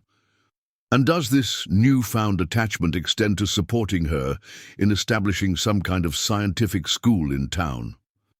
"The telegraph operator mentioned you were inquiring about terms for using the schoolhouse." Thomas felt Rebecca's surprise in the slight tensing of her hand, but he kept his focus on his father. "News travels fast in Stone Creek." "Answer the question." "Yes," Thomas said firmly. "I believe Rebecca's knowledge and teaching ability would be valuable to this community. Raven's Crest will support the endeavor." Jackson leaned forward, his expression hardening. "You'd have your wife teaching chemistry to ranchers and farm children, opening herself to ridicule and scandal, reinforcing whatever rumors Harrington might spread about her past. I'd have my wife use her considerable gifts as she sees fit," Thomas countered, "and stand beside her against anyone who would demean or diminish her for doing so." Rebecca spoke up, her voice quiet but resolute. "Mr. Blackwell, I understand your concerns. Truly I do, but I've spent years limiting myself out of fear of judgment, fear of failure, fear of causing more harm. I can't continue to live half a life, especially now that I've found—" She glanced at Thomas, genuine emotion in her eyes. "Someone who believes I deserve more." Jackson studied them both for a long moment, his expression inscrutable. Then, unexpectedly, a short laugh escaped him. "Well, I'll be damned," he said, shaking his head. "My pragmatic, dutiful son has gone and fallen in love with his arranged a wife." Thomas felt heat rise in his face, but he didn't contradict his father. Instead, he met Rebecca's startled gaze, seeing in it a reflection of his own realization that what had grown between them, unexpected and unplanned, might indeed be love. "Is that such a troubling development?" Thomas asked, turning back to his father. Jackson rubbed his jaw thoughtfully. "Troubling? No. Surprising, certainly." He fixed Rebecca with an assessing gaze. "You're not the woman I thought I was bringing into this family. You're considerably more complicated." "I take that as a compliment, sir," Rebecca replied with the hint of a smile. "As you should." Jackson rose, the decision apparently reached. "Very well. If Thomas believes in you and your abilities, I won't stand in your way. Establish your school if you wish." But he raised a warning finger. "You represent the Blackwell name now. Whatever you do reflects on this family and this ranch." "I understand," Rebecca assured him, "and I promise you my work will bring only credit to the Blackwell name." Jackson nodded curtly. "As for Harrington and his accusations, if he continues to spread malicious claims, we'll address them directly. The Blackwells protect their own." The simple statement, "their own," held profound meaning. Despite his reservations, despite the revelations and complications, Jackson had accepted Rebecca as part of the family. Not just as a convenient addition or a means to secure property, but as a Blackwell. After Jackson had left them alone in the parlor, Thomas turned to Rebecca, taking both her hands in his. "Are you all right? That was an ambush I never expected." "I'm better than all right," she said, wondering in her voice. "For years I've lived with the fear that my past would catch up to me, that when people knew the truth about Everton, they would see me differently." Her eyes searched his. "But you didn't. I see you more clearly now, not differently," Thomas corrected gently.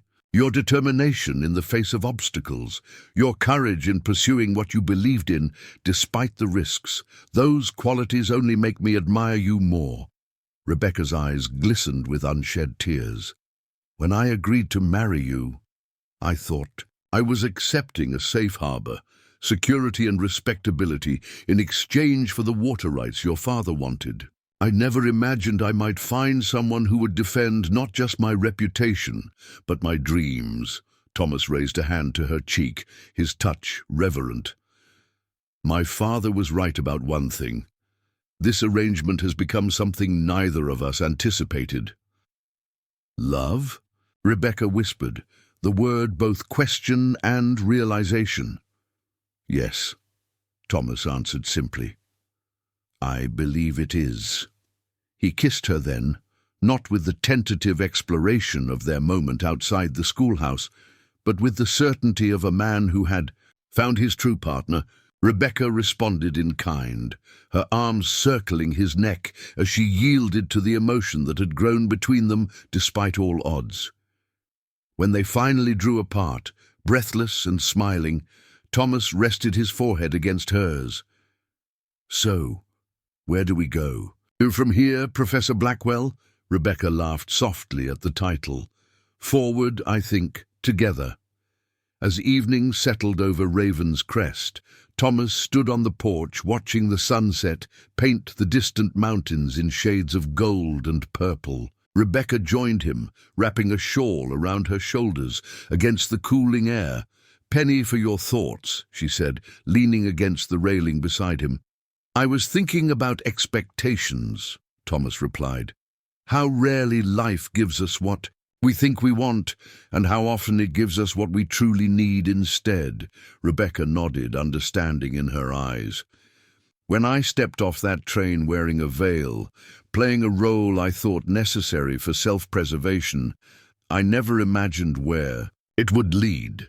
To a cattle baron who thought he was tricked into marrying an ugly woman," Thomas suggested with a wry smile.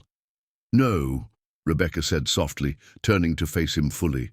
"To a good man who saw beyond appearances to the person beneath, who defended me not because of duty or obligation, but because he believed in me." She reached up, tracing the line of his jaw with gentle fingers.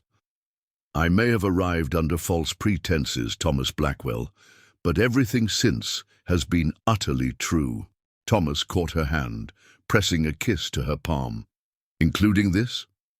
"Especially this," she whispered, and in her eyes he saw the future they would build together. A future neither had expected, but both now embraced with open hearts and clear eyes. Dawn broke over Raven's Crest with the promise of renewal. Thomas saddled 2 horses as the first golden rays touched the eastern ridge. Today would be significant, not because of any grand event, but because of a choice deliberately, a maid. Rebecca emerged from the house, dressed in her riding clothes, hair braided simply down her back. No veils, no pretense, just the woman she truly was, ready to face the day. "Where are we going?" she asked, accepting the reins he offered. "Somewhere special," Thomas replied. "A place I've never shown anyone." They rode in companionable silence, climbing steadily through pine-scented forest before emerging onto a high plateau that commanded a breathtaking view of the entire valley. Below them stretched the full expanse of Raven's Crest, grasslands, creek beds, stands of timber, cattle grazing in distant pastures, the main house and outbuildings appearing small and geometric against the wild landscape. "It's magnificent," Rebecca breathed, dismounting to stand at the edge of the overlook. "My mother brought me here when I was 10, Thomas said, joining her. "She told me that to understand what you're responsible for, you need to see it whole, not just in pieces." He gestured toward the vast panorama. "This is Raven's Crest, as it truly is, not just property or assets, but a living part of the land." Rebecca understood the significance of him sharing this place. "Thank you for bringing me here. I wanted you to see what I see," he explained, "now that we're truly building a life together." The morning light illuminated her face as she turned to him, emotions playing across her features.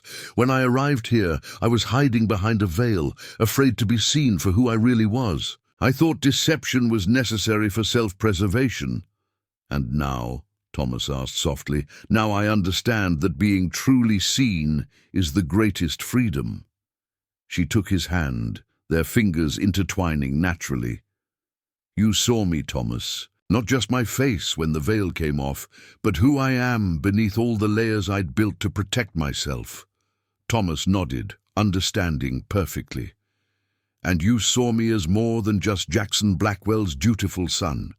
You challenged me to become my own man, to stand for what I believe in.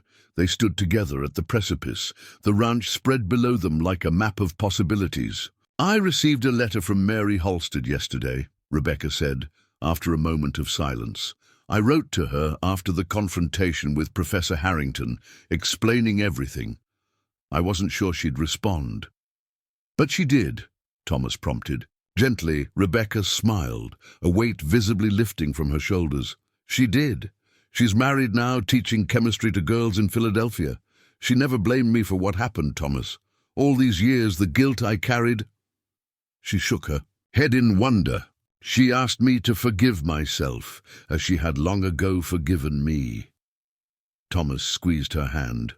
Wise advice. She also asked about my work here, Rebecca continued. I told her about the science program we're establishing, how we hope to bring practical education to ranching families. Her eyes shone with purpose. She's sending some of her curriculum materials and experiment designs. From tragedy to collaboration, Thomas observed. You've come full circle. Rebecca nodded, emotion making her voice soft. With you beside me. Thomas turned to face the valley, his arm around Rebecca's waist. When my father arranged this marriage, he thought only of land and water rights. He never imagined what else might flow from his machinations. Like genuine partnership, Rebecca suggested. Like love, Thomas corrected gently.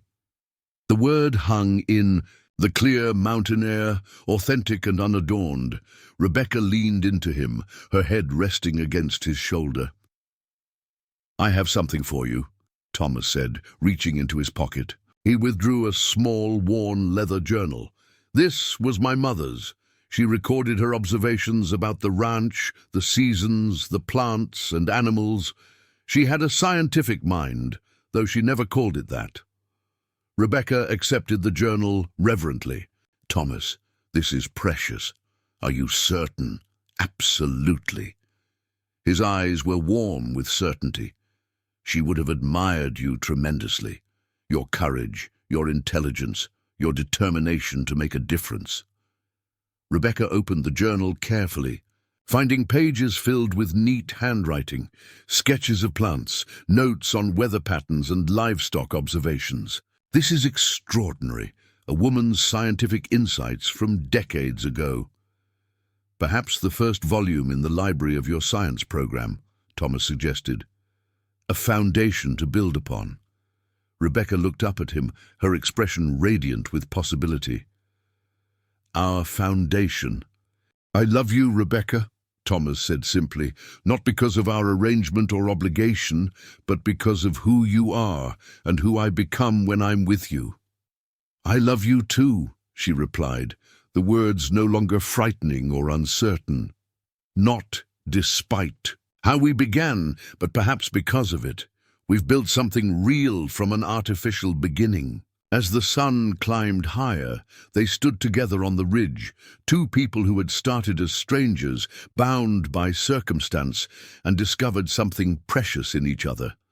Below them, Raven's Crest awaited their return, not as owner and acquisition, but as equal partners with a shared vision.